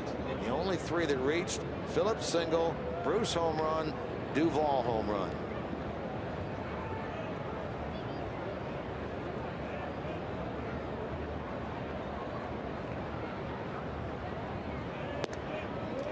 Here's the pitch and a ball. 2 balls and no strikes. Blake Wood warming up now in the Reds bullpen.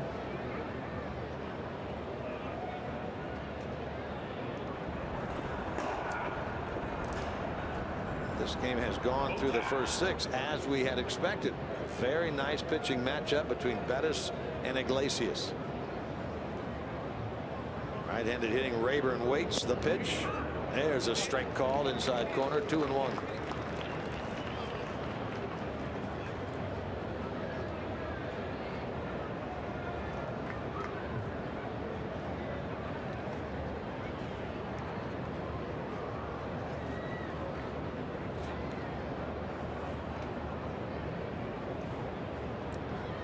Check of the runner, the pitch, and a ball lined into right by Rayburn. That's a hit. Here comes Garneau. Here comes a throw from Bruce, and it is not in time. And the Rockies have tied things here in the 7th on a 2-out double by Garneau, a pinch hit single to right by Rayburn, and we are 3-3 here at Great American Ballpark. Second RBI of the 4 he has this year from a pinch hitting role by Rayburn. Now Brian Price emerges from the Reds dugout.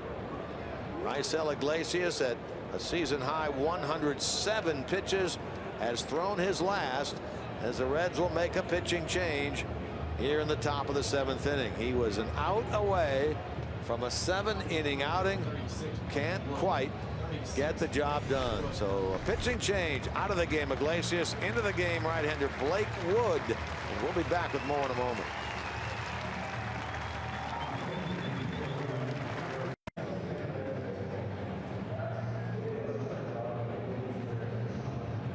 Wood to get the final out here in the top of the 7th inning. He'll face DJ LeMahieu with a go-ahead run now, and Ryan Raber down over at first base, and 2 men out. 3-3 game here in the 7th inning.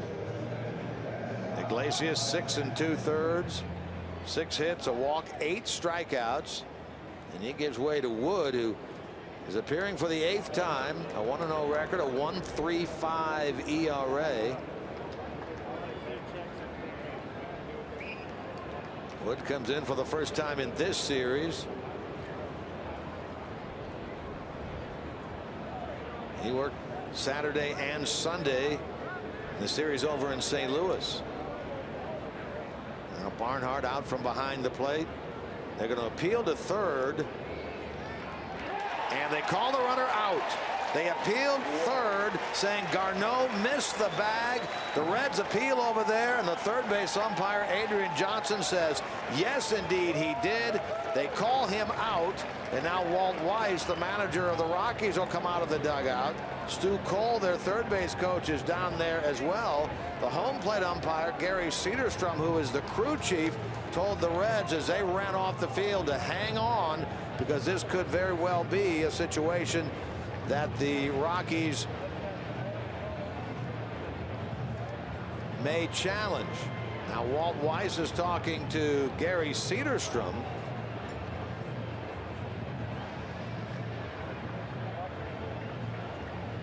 Touching a base is a play that can be challenged. So Gary Cedarstrom, the home plate umpire, talks with Walt Weiss as they walk from third base down toward the home plate area. Somebody from the Reds saw something, because right before Blake Wood was ready to pitch, Blake stepped off, threw over to third, and Suarez, they touched the bag, and the third base umpire over there, Adrian Johnson, signaled out. Now after that conversation breaks up, yes indeed, the Rockies will challenge this play over at third base. Replay Challenge is brought to you by Von Lehman, providing forward-thinking accounting, tax, and business advisory services for complex business issues. Von Lehman, VLCPA.com. Boy, how bizarre would this be? Somebody has good eyesight from the Reds. I don't know if it was Suarez over there, could have been DeJesus, could have been somebody from the dugout, but somebody saw that they thought Garneau missed third as he turned the corner. Well, guys are standing down in foul ground off the first base side. A cluster of Reds players and some Colorado people around the first base bag, and everybody now, his eyes are focused on the big board above the second deck in left field. So Rockies review. You can't tell from that camera angle whether or not he made contact with the bag or he didn't make contact.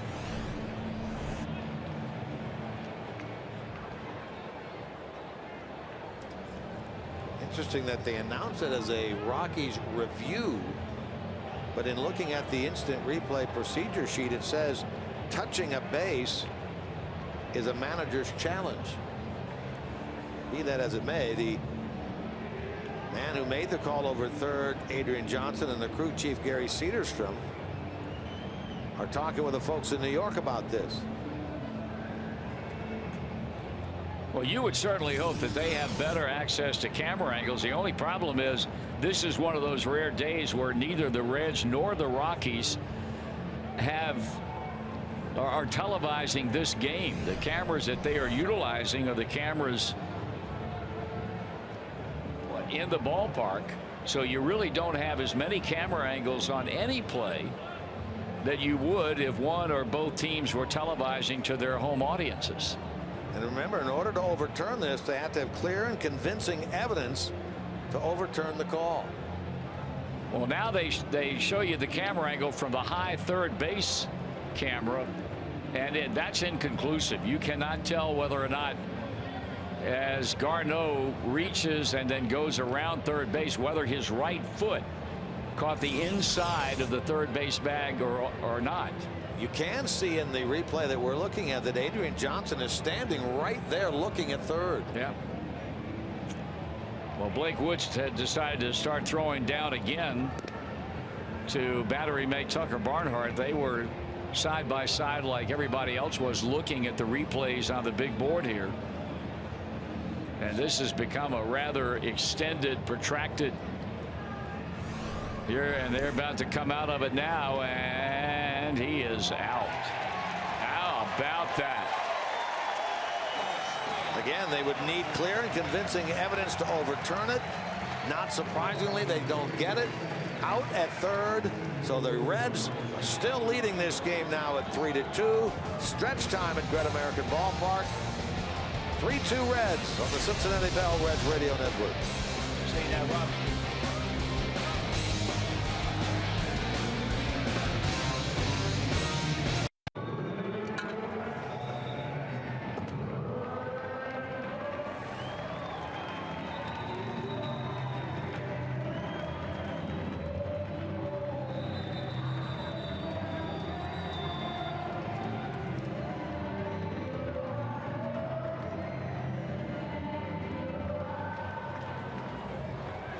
Bottom of the seventh inning now. New pitcher on for Colorado. This is the right-hander Justin Miller, who relieves Chad Bettis in what is still a 3-2 game. Reds, after the Reds appeal that Dustin Garneau missed third. He is called out. It stands up upon challenge by Colorado. The Reds still have the one-run lead as they bat here in the bottom of the seventh. Yeah, Jim, I stand corrected. They are using 8 cameras here for this telecast today, even though neither the Rockies nor the Reds are televising the game. So they had adequate camera coverage, obviously, on that play. Well, good news for the Reds as Phillips leads it off now against Justin Miller. First pitch on the way, and a strike is called, strike one. Miller's 4th appearance of the year, 1-0 with a 5.40 ERA. He worked an inning last night. Retired the Reds in order in the 7th. 28-year-old out of Bakersfield, California. Stands on the far third base side of the rubber and delivers. Phillips swings and misses, and Brandon is 0-2 now in the hole. And a base hit in the second. Struck out in the 4th. He's 1 for 2.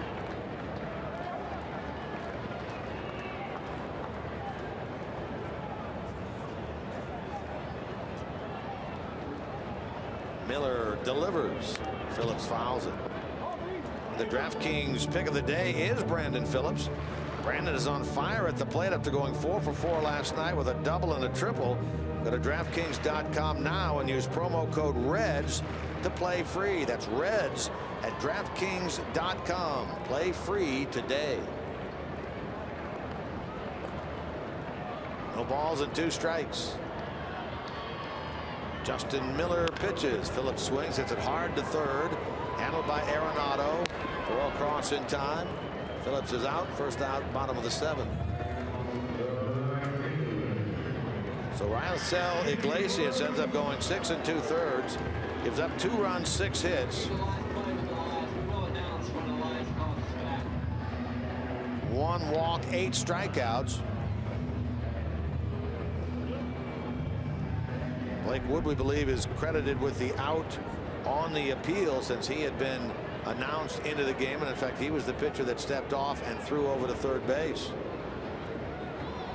Here now is Bruce. NJ takes it low, a ball, ball 1. Reds 3, Rockies 2, bottom of the 7th.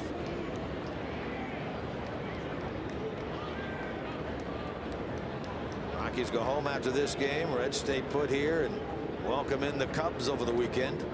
The pitch. Ball high, 2-0.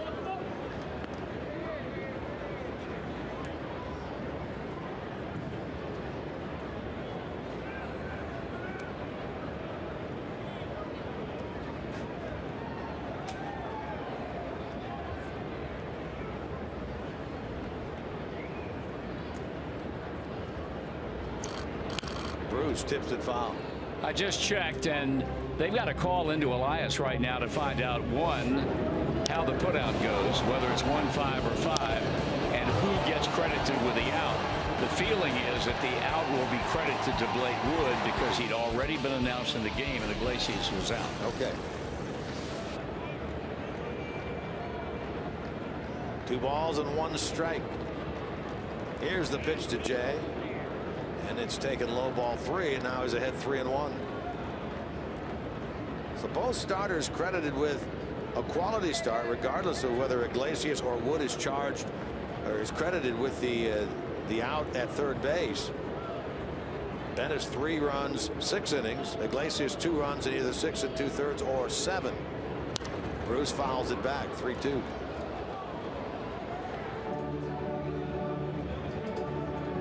Adam Duvall waits on deck. Reds have not had a base runner since the second.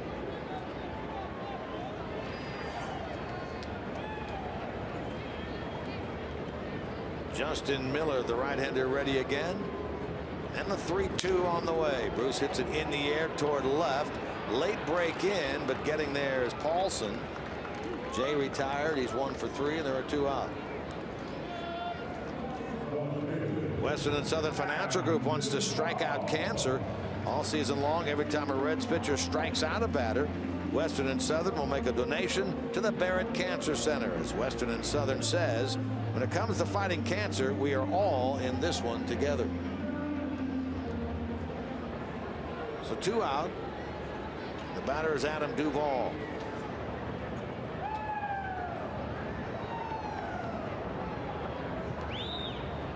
Pitch on the way to the right-handed hitting left fielder, and it's fouled straight back. Strike 1. Duvall's home run in the second is first of the season, and the first time the Reds have gone back-to-back this year, with Bruce's 2-run homer and then the solo shot by Duvall.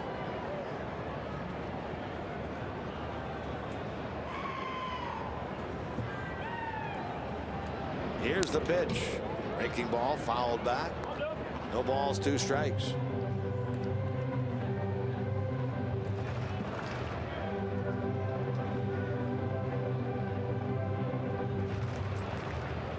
Phillips grounded out to third. Bruce flied to left.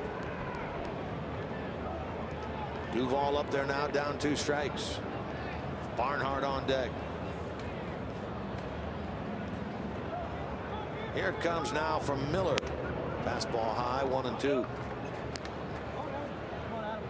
Tomorrow night, Brandon Finnegan against Jake Arrieta. Friday night, John Moscott against John Lester. Saturday night, Dan Straley against John Lackey. Sunday afternoon, Alfredo Simon is listed against Jason Hamill. That's the 4-game series pitching matchup against the Cubs. Fly ball left field. Does he see it? He didn't see it right off the bat. Back goes to the wall is Paulson. He doesn't get it. And into second base with a double is Adam Duvall. Ben Paulson did not see that ball off the bat of Adam Duvall. He had his arms out, finally located it late, went back to the wall, could not come up with it, and the Reds have a chance here in the bottom of the 7th with a gift double off the bat of Duvall, thanks to Paulson unable to locate that baseball.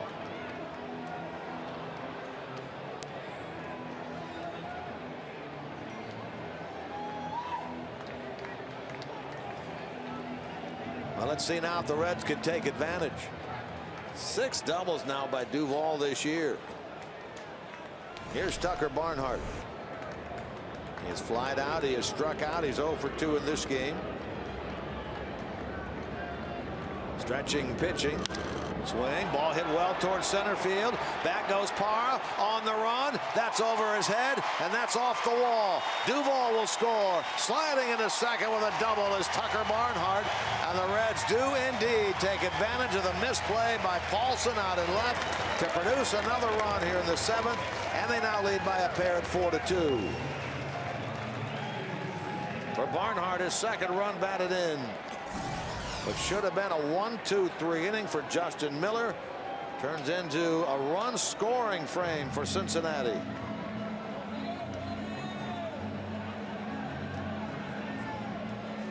batter will be Ivan DeJesus Jr.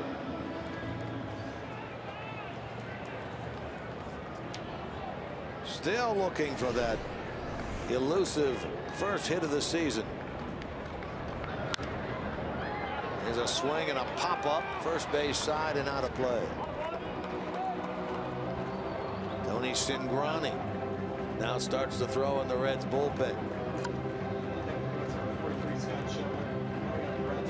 Scott Schebler is on deck. He will bat for Wood if DeJesus can keep this bottom of the 7th going.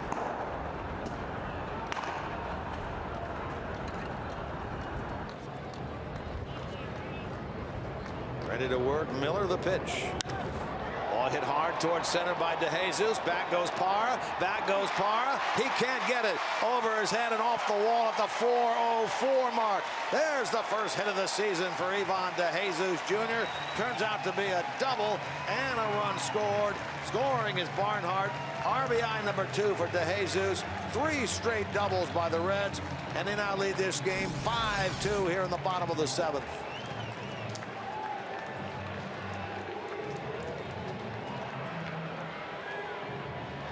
All of this due to the fact that Ben Paulson could not locate the fly ball off the bat of Duvall earlier in this inning.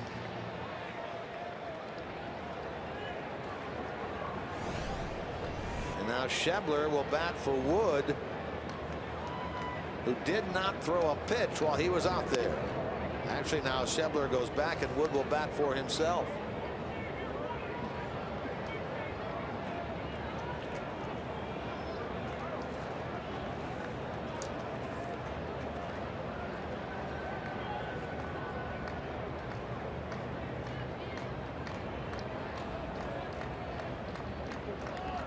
Here's the pitch, and it's a strike called. 1 ball and 1 strike. Blake Wood has a grand total of 1 career AB. He came back with Kansas City in 2011. Resulted in a strikeout. That's the first time for the Reds right here. The 1-1. Ball high, 2-1. Reds 5. Rockies 2. We're in the bottom of the 7th. Phillips had grounded out. Bruce had flied out. Duvall with the gift double due to the fact that Paulson could not locate the fly ball. The Reds take advantage with a run-producing double to center by Barnhart. The same thing by DeJesus, his first hit of the season. Now swing and a miss by Wood. 2 balls, 2 strikes.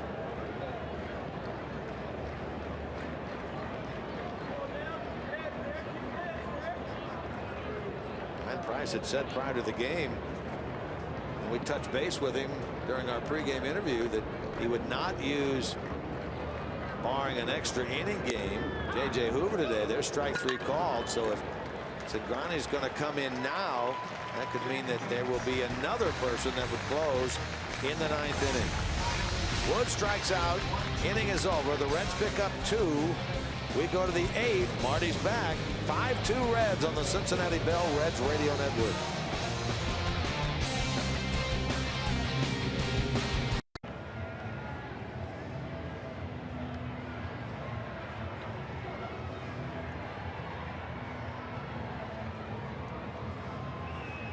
The 8th inning, the Reds now with a little bit of breathing room. 5-2, and Blake Wood, who came on and never threw a pitch, but was credited with a 1/3 of an inning when the Reds threw over.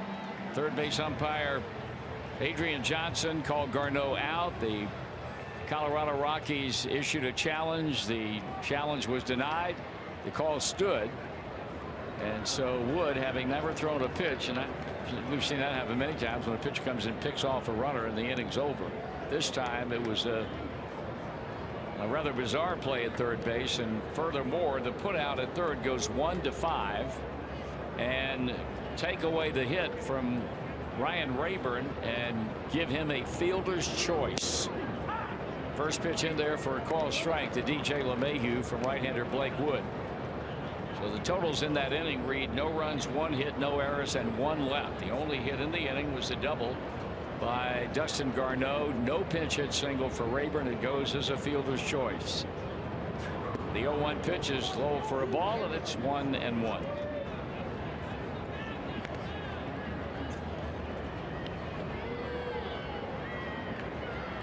Close the book once and for all on Iglesias. 6 2/3 innings, 6 hits, 2 runs earned, a walk, and 8 strikeouts. Wood ready with a 1-1 pitch, and that's way off the plate and low. Meanwhile, left-hander Tony Cingrani is warming in the Reds bullpen as we speak.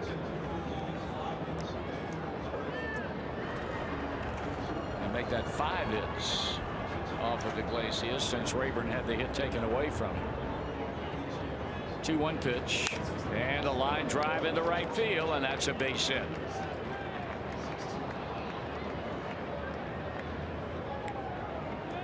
So Blake Wood gives up an opposite field single, and now the shortstop Trevor Story will stand in, and he's hitless in 3 times up. He was 0 for 4 last night after beginning the series on Monday night with a double and a home run.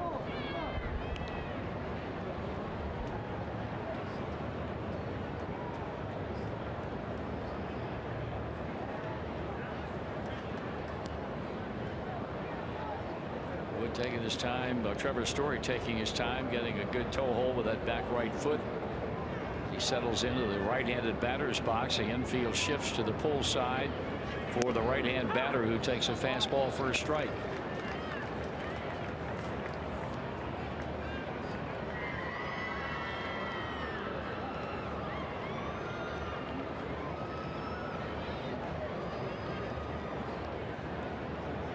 Tough hitters to deal with here in this 8th inning. This inning has been bad news with capital B for this Reds club and its bullpen. That pitch is in for strike 2 call. Good fastball on the inner half of the plate, clocked at 97 miles an hour. Nobody has ever accused this guy of not being able to throw hard. Got the left-handed batting Gonzalez on deck, and we'll see what Brian Price does after we find out what Wood does with Story. And he misses, and he missed by just that much, close enough that Story thought about it, started to bring the bat around, and was able to hold back in time. Reds in front 5-2 here in the top of the 8th.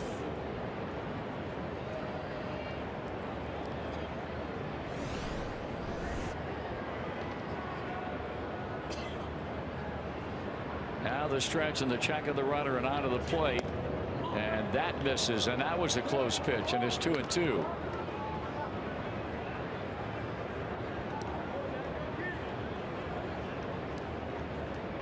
Gonzalez followed by Arenado, and if they get that far, Gerardo Parra.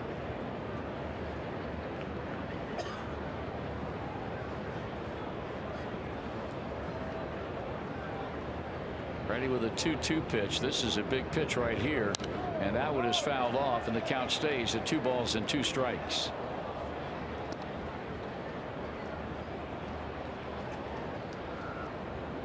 I don't think that Blake Wood wants to go 3-2 on Story.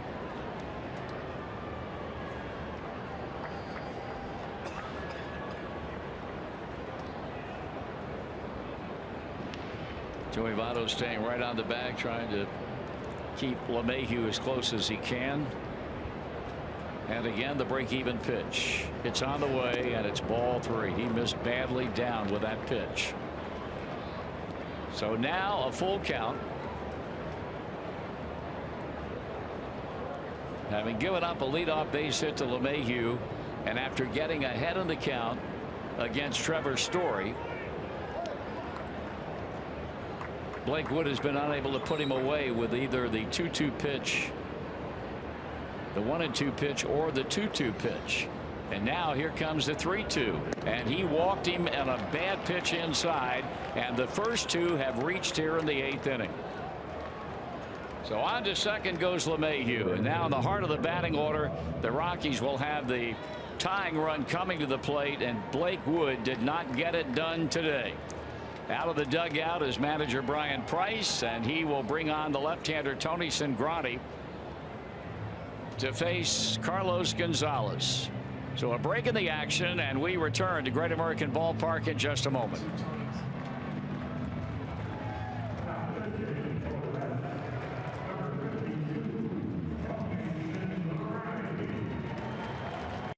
By the numbers? How many innings did you pitch? How many runs did you allow? Or from the gut? Roll the dice and give him a shot. MLB Now, the show where great minds don't always think alike. It's time for digging in. MLB Now, weekdays at 4 Eastern on MLB Network. He comes on here in relief of Blake Wood, trying to keep this a 3-run game in the 8th in favor of the Reds. Well, ironically, he comes on now with 2 on. Gonzalez represents a tie and run, and it was Gonzalez who led off the 9th inning last night, and that's the only batter, as Jim mentioned. He faced one batter, Cingrani did, and he struck Gonzalez out. Tyler Holt, by the way, is taken over in left field for Cincinnati, and now Tony Cingrani tries to clean up the mess that he inherits from Blake Wood. Left-hander against left-hand batter. The infield will play rather conventionally, defensively speaking, and now Cingrani checks him and delivers, and the pitch is taken for a strike. Right-hander Ross Ollendorf picks up where Tony Cingrani left off in the bullpen. Reds have a 5-2 lead, but against this explosive offense of Colorado's, and they're stirring the pot up right now. That pitch is swung on and fouled, and the count's 0-2. Well, you got Arenado on deck, a right-hand batter. Then you got Gerardo Parra, after him a left-hand batter. And of course, this Reds bullpen has only one left-hander in it, and that's a man out there pitching right now. So Brian Price is really handcuffed in situations like this. If he wants to mix and match, he doesn't have a lot of latitude. That pitch is way high.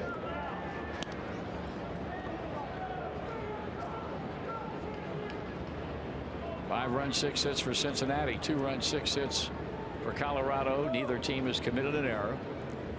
They've got LeMahieu at second. They've got Story at first. Nobody out.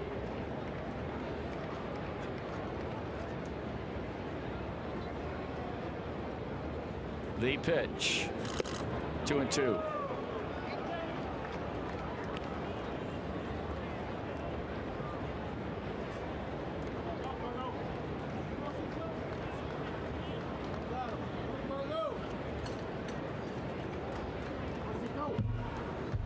Left-hand batter taps the plate with the head of the bat. Tucker Barnhart hanging aside for the edification of Tony Cingrani, who pitches, and he's high, ball 3. Wow. He had him 0-2.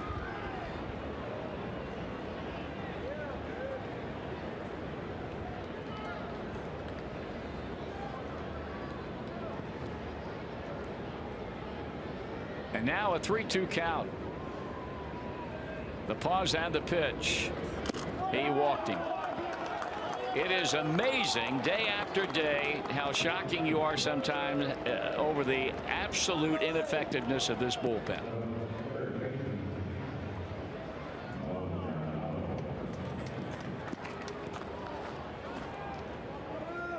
A base hit and back-to-back walks against 2 different pitchers. Brian Price will hang with Tony Cingrani against the right-handed batting Nolan Arenado, and Brian Price has said on numerous occasions he feels like Cingrani can get right-hand batters out just as well as he can get left-hand hitters out.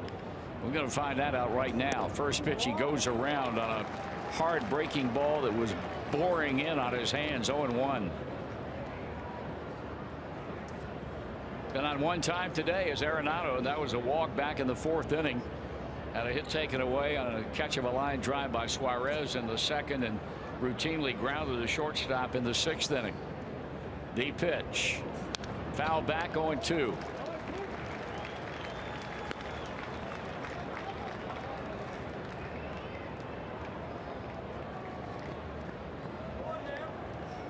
LeMahieu at third. Story at second.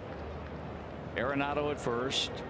And in both walks, the one that Blake Wood issued to Story and the base on balls rendered by Cingrani to Gonzalez. The pitchers were ahead in the count 0-2 and 1-2 on both occasions and simply could not put them away. Very high on the infield. First baseman, catcher Joey Votto, fair ground, makes a catch between the mound and the first base line, and they are a third of the way home.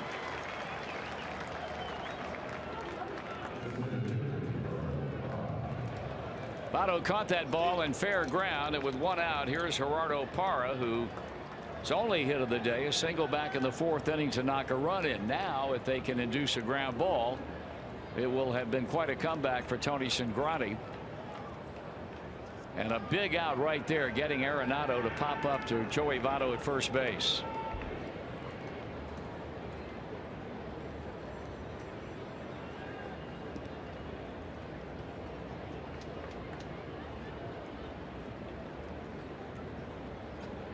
So again, you've got the left-hander versus left-hander.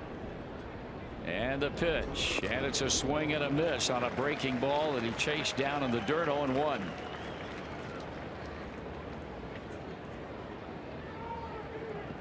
Jim mentioned earlier, this game's outcome will determine who wins the series, and the Reds win it, they will have won every series at home. If Colorado comes back to win it, they will have won every one of their series on the road.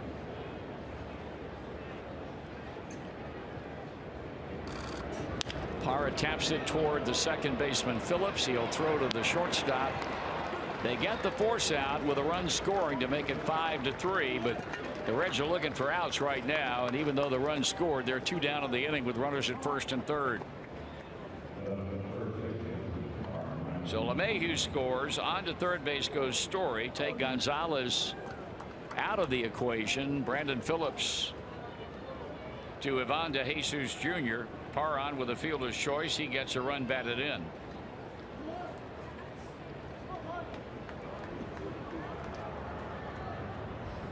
Here's Mark Reynolds. 3 times up, 3 times he has struck out. Takes it inside, a ball. He, of course, had a 2-run home run in the 9th inning of last night's game off of J.J. Hoover. After the Reds entered the 9th with a 4-1 lead, his home run made the final score 4-3. 1-0 pitch. Up and in, ball 2, 2-0.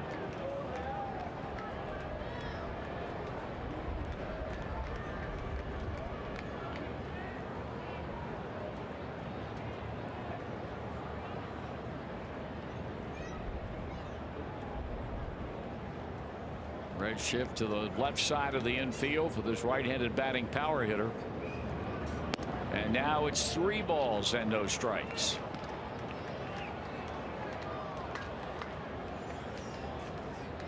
And if he loses Reynolds, he'll be facing another left-handed batter in Ben Paulson.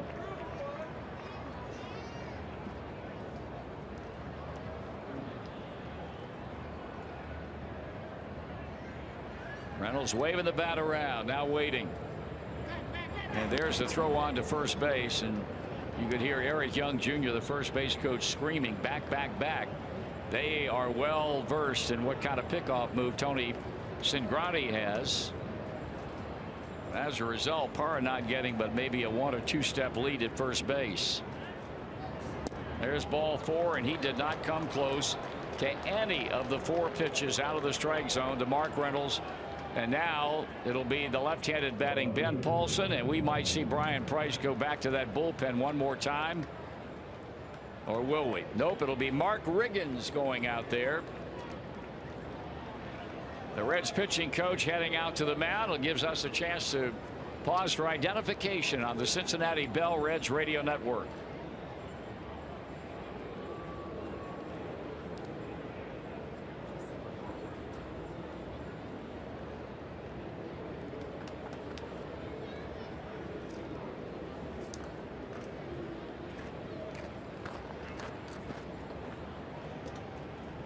Long top of the 8th inning for the Colorado Rockies, who are trying to climb back in this one. They've scored a run to cut the Reds lead to 2. And for the second time in the inning, they have the bases loaded. Mark Riggins, the first-year pitching coach of the Reds, has just now returned to the dugout. And Paulson, who's flied out twice and bounced out, stands in with 3 on and 2 out. Fly ball to left. Tyler Holt coming, still coming, and he dives, and the ball hits off of his glove, kicks to foul territory, and this ball game is tied up. A double to left by Ben Paulson, a 3-run 8th inning for the Colorado Rockies, and they have tied this game up at 5-5. Interesting, wasn't it, that he went up there swinging after Reynolds walked on 4 straight pitches with the bases loaded, probably figuring he'd get something he could handle, and he did. Tyler Holt came a long way and dove for that ball, but it hit off the end of his glove and rolled into foul ground. And it really looked like Stu Cole was caught betwixt and between as to whether or not he wanted to try and send Mark Reynolds. He ended up holding him up. And this one gets through the catcher, and the runner starts to come, and the throw to third, and he's out. The Reds get a big break on what would have been a wild pitch. It hit off the bricks and carried him right back to Tucker Barnhart. Mark Reynolds had gotten into no man's land. The throw down to third baseman Suarez, who tagged him, and that ends the inning. However, the 8th inning becomes and continues to be a nightmare for the Reds relief corps as Colorado scores 3 times, and going to the bottom of the 8th, this game is tied up at 5 on the Cincinnati Bell Reds Radio Network. Unbelievable. The death-defying. It's just as pro as it gets. The wild side of the game. You just gotta see to believe. Intentional Talk, weeknights at 5 Eastern on MLB Network.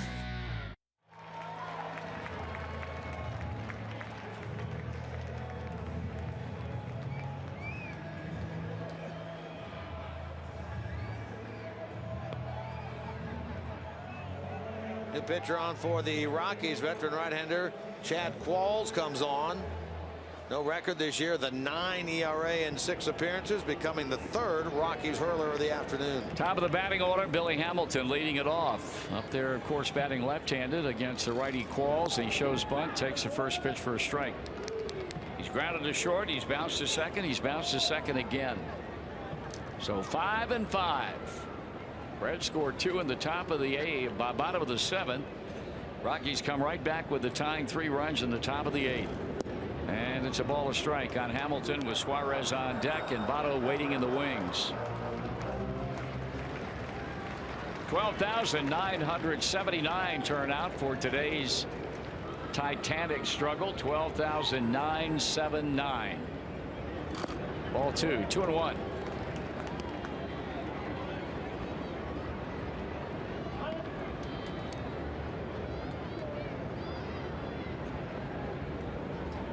Second appearance in this series for Chad Qualls. Swung on, line drive, caught. Billy Hamilton's hit into some tough luck today. That's the second fine defensive play turned in by the Rockies infield. That shortstop, that rocket picked off by shortstop Trevor Story, and it was a bullet.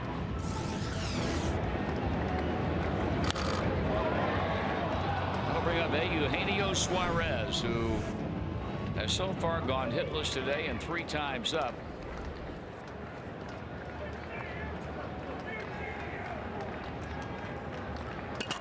One for 8 in the series, and he takes it low, ball 1.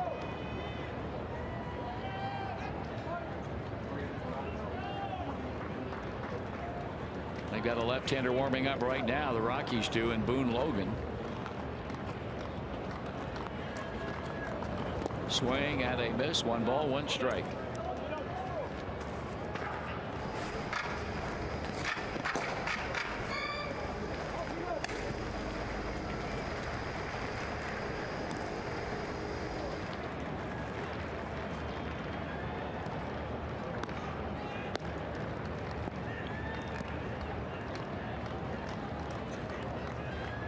And now the right-hander Qualls sets, pitches. Swing and a foul tip into the middle of the catcher. It's 1 ball and 2 strikes. Close the book on Blake Wood. 1/3 of an inning, 1 hit, 2 runs, both earned. and 1 walk. Down and away, 2-2.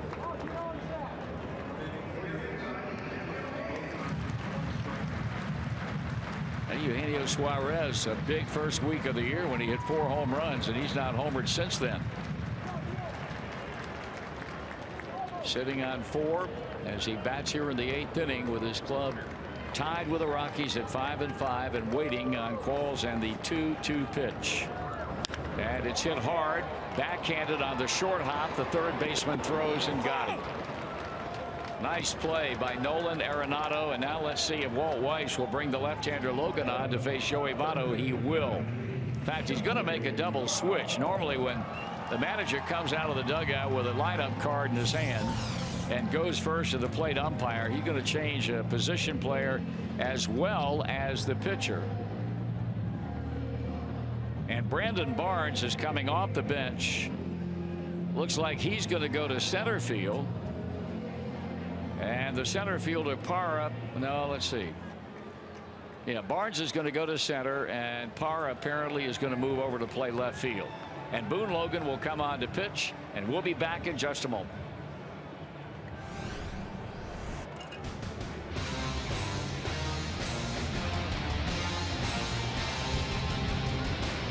In 6 2/3 innings, he's walked 3, struck out 7. Boone Logan appeared in the game here on Monday night, an inning and a third, faced Votto, was able to retire him on a ground out, and he faces Votto here in the 8th. The struggles for the Reds first baseman continued today. 0 for 3. He's now 0 for 15 and 1 for 19. Batting average has spiraled all the way down to 185. His 1 home run was an opposite field home run in St. Louis over the weekend. First pitch, a strike.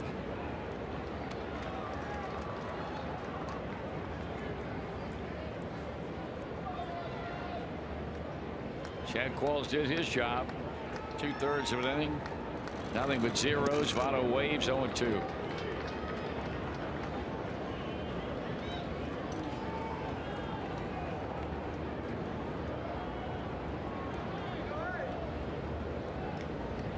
Catcher Dustin Garneau due to lead off the top of the 9th for Colorado. Swing and a miss. That's another strikeout. And the inning is over. The Reds are up and down in order against Qualls and Logan.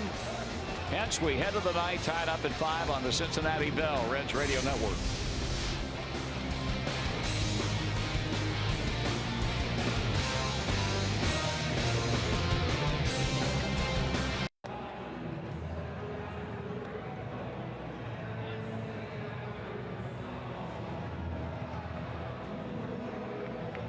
For Ohlendorf, his 8th game, a 9.45 ERA, and already has racked up 4 decisions.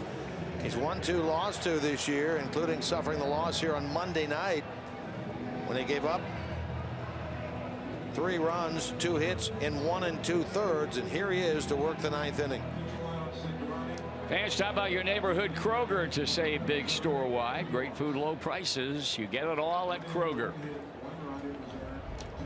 Close the book on Blake Wood. A 1/3 of an inning. He gave up 1 hit. He walked a batter and allowed 2 runs. Tony Cingrani worked an inning, allowed a hit, walked 2, and allowed a run. So the bullpen coughs it up in the 8th inning after the Reds had built themselves a 5-2 lead, and now here we are in the top of the 9th. Dustin Garneau standing in to hit off of Ross Ohlendorf.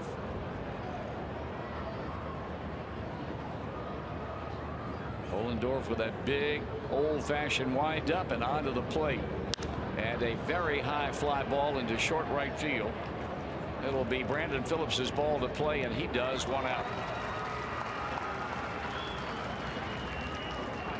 Brandon Barnes will bat for the first time as we take a look at our Cincinnati Bell trivia question. Of the 6 National League MVP seasons enjoyed by Reds players in the 70s, only one of them found the MVP, leading the Reds in both batting average, home runs, and RBIs. Who was that MVP? Was it A. Johnny Bench, E. George Foster, C. Joe Morgan? You said. I said B. Yahtzee Foster. And before I turn this card over, I've got to believe you're right. Oh.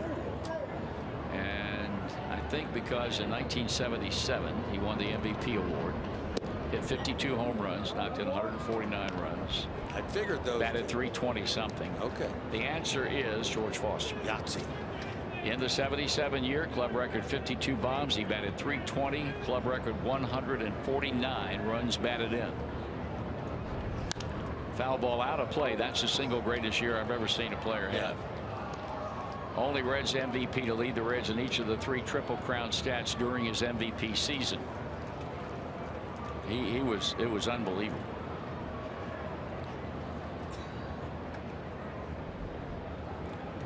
One ball and 1 strike on right-handed batting Brandon Barnes. And a foul again. They had a big, massive scoreboard at Veterans Stadium in Philadelphia in right center. And in the first or second game of a series, he had a ball, I don't know, about 40 feet up. And they announced that it was the longest ball hit to right center in that ballpark off that scoreboard in the history of the ballpark. There's a swing and a miss. Strikeout, and the completion of it results in the throw from Barnhart to Votto. The next night he hit one about 75 feet up on it. Now, was this by any hitter or just a right-handed hitter? Right-hand hitter. Right-handed hitter. That was in right center now. We're not talking left center. Right. A pop up and a strikeout, and that brings up DJ LeMahieu, who has been right smack in the middle of each of the scoring innings that the Rockies have enjoyed today. He began the 4th with a single. They scored twice in that inning, and then he started off the 8th inning against Blake Wood with a base hit, and they ended up getting 3 to tie this game up. So now he stands in with 2 out. Ohlendorf delivers, and it's low, ball 1. Meanwhile, in St. Louis, the Cardinals look like they're going to get out of that series with a win. They're up 4-1 behind Carlos Martinez, who apparently is pitching brilliantly today, having given the Cubs a run on 3 hits over 6 innings. Foul ball. Matt Holliday got him started with a home run. Anthony Rizzo has accounted for the only Cubs run with his 4th home run of the season.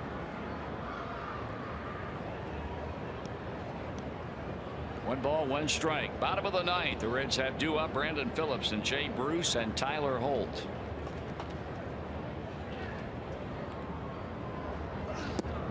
Ball 2.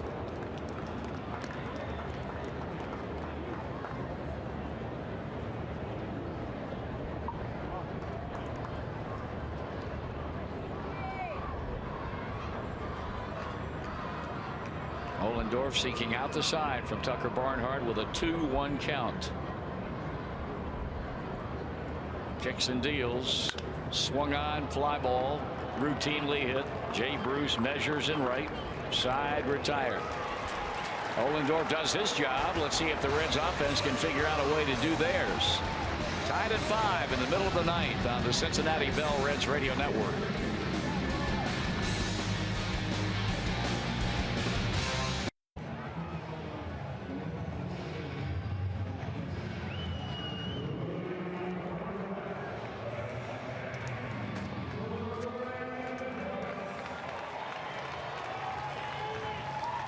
Pitcher on for Colorado. They go to their bullpen, but they bring in a man who has started for them once this year, Christian Bergman, a right-hander, 0-2 record with a 6.75 ERA.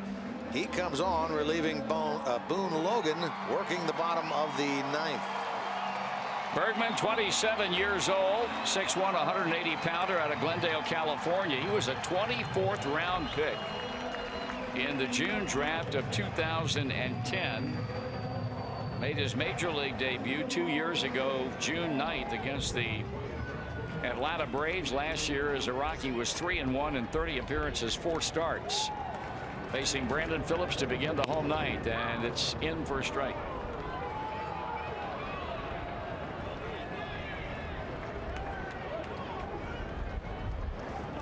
Now the University of Cal Irvine. 1 ball and 1 strike on Brandon Phillips. On deck, Jay Bruce, to be followed by Tyler Holt. The Reds win now. They send them home happy. Game tied at 5 apiece. Windmilling the bat around, waiting is Phillips, swinging and didn't mean to, and he chased a fastball up to get behind in the count. Drew Hayes is throwing in the Reds bullpen. So this game should go to a 10th inning. Drew Hayes would apparently make his major league debut in the 10th. Check swing, foul ball out of play, right side, and the count holds at 1-2 on Brandon Phillips, who singled in the second on the heels of going 4 for 4 last night. But since that time has struck out and grounded down to Arenado at third base.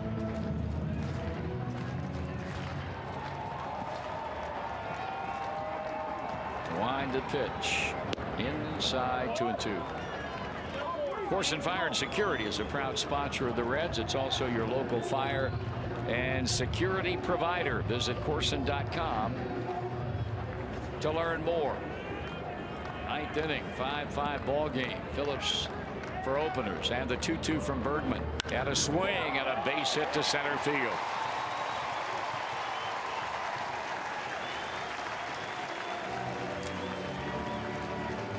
So the Reds putting a little pressure right out of the chute on Christian Bergman. Jay Bruce hit his 4th homer of the year back in the second with a man aboard. Taking a look at that infield, they're still shifting to the right side for Bruce.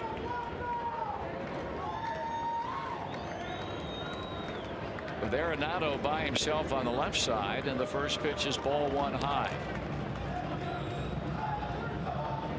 And now Arenado goes even further toward the bag at second base. I mean, a big gaping hole on the left side of this infield as they play the pull hitter, and that pitch is on the outside corner for a called strike. I realize that Bruce could win this game with 1 swing of the bat, but honest to goodness, I'd be so tempted to bunt right here. There is no chance, if he gets a bunt down, that they could throw him out. Showing no signs, however, as he gets ahead now, 2 balls and 1 strike. We certainly saw him work on it on virtually every game in the spring. And continues to do so. Bergman sights the sign. Phillips off the bag at first. Swung on, line drive into right. That's a hit. He beat the shift. Phillips journeys around second and pulls up at third. And the Reds are in business here in the home 9th inning.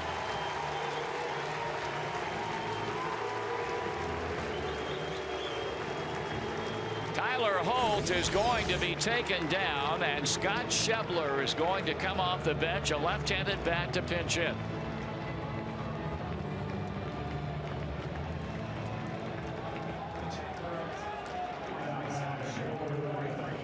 Schebler had been on deck earlier in this game, but then Brian Price, when the Reds scored the 2 runs in the 7th inning, opted to take him down before an announcement could be made and allow Blake Wood to bat. So a very opportune time to send this left-handed batter to the plate with a chance to win this game. And time has been called as Steve Foster, the pitching coach, heading out to the mound to talk with Bergman and the entire Colorado infield. We'll pause for identification one more time on the Cincinnati Bell Reds Radio Network.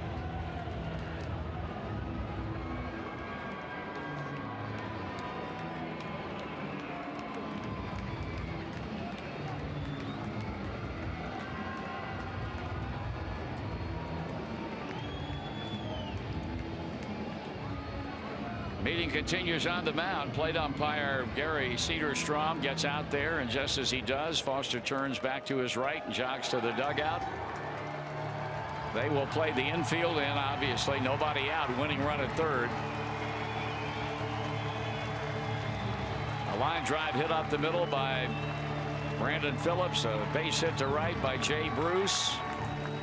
The Reds are knocking on the proverbial win door right here. And Schebler trying to wear the laurel of hero as he settles in from the left-hand batter's box and waits on Christian Bergman. Swing and a miss. He threw that ball by. 0-1. Bergman not shying away at all. He came right at him with the first pitch. 1 strike and nothing. Phillips down the line from third. The pitch, and it's a ball low. 1 ball, 1 strike. With the Rockies infield in, and the Rockies wearing black jerseys, and the umpires there as well. Looks like there's about 8 infielders there. It does. If it means anything, Schebler 1 for 5 off the bench as a pinch hitter. He swings again and misses, and he chased a pitch up in his eyes right there. 1 ball and 2 strikes. On deck is Tucker Barnhart. But the Reds want to see this thing end right here with Schebler at the plate. Although at the moment, Bergman getting the better of him on 2 big swings and misses. Now the hole by the right-hander, pitching, and a foul ball back to the screen.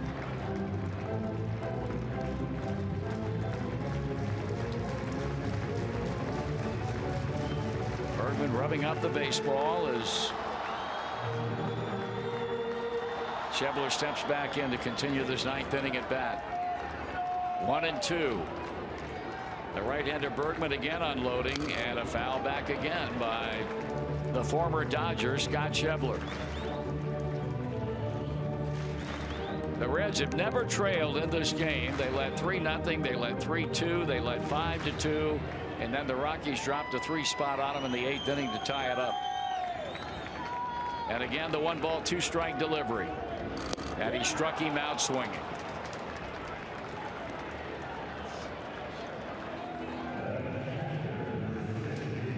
So now let's see what Tucker Barnhart can do, and let's see how the infield will play it.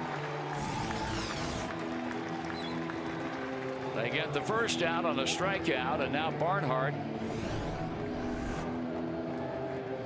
will step into bat from the left side of the plate. Meanwhile, Brandon Barnes runs in from center field. They're going to bring him into the infield, I think. Yeah, they're giving him an infield glove. He's traded his outfield glove for an infield glove, and let's see where they will deploy him. He's going to be essentially a third baseman in this situation. They're going to have 5 infielders all drawn in. Arenado is pulled in from the shortstop spot. Brandon Barnes is maybe 10 feet off the bag and 2 steps off the grass at third. And the right side of the infield is in. And here's Barnhart. And a line drive hit to right. And this one belongs to the Reds. Tucker Barnhart, he wastes no time whatsoever, getting a screamer over the drawn-in infield. His 2nd hit of the game, and that one wins this thing for the Reds in the bottom of the 9th inning. The final score is 6-5. We'll be back in a moment.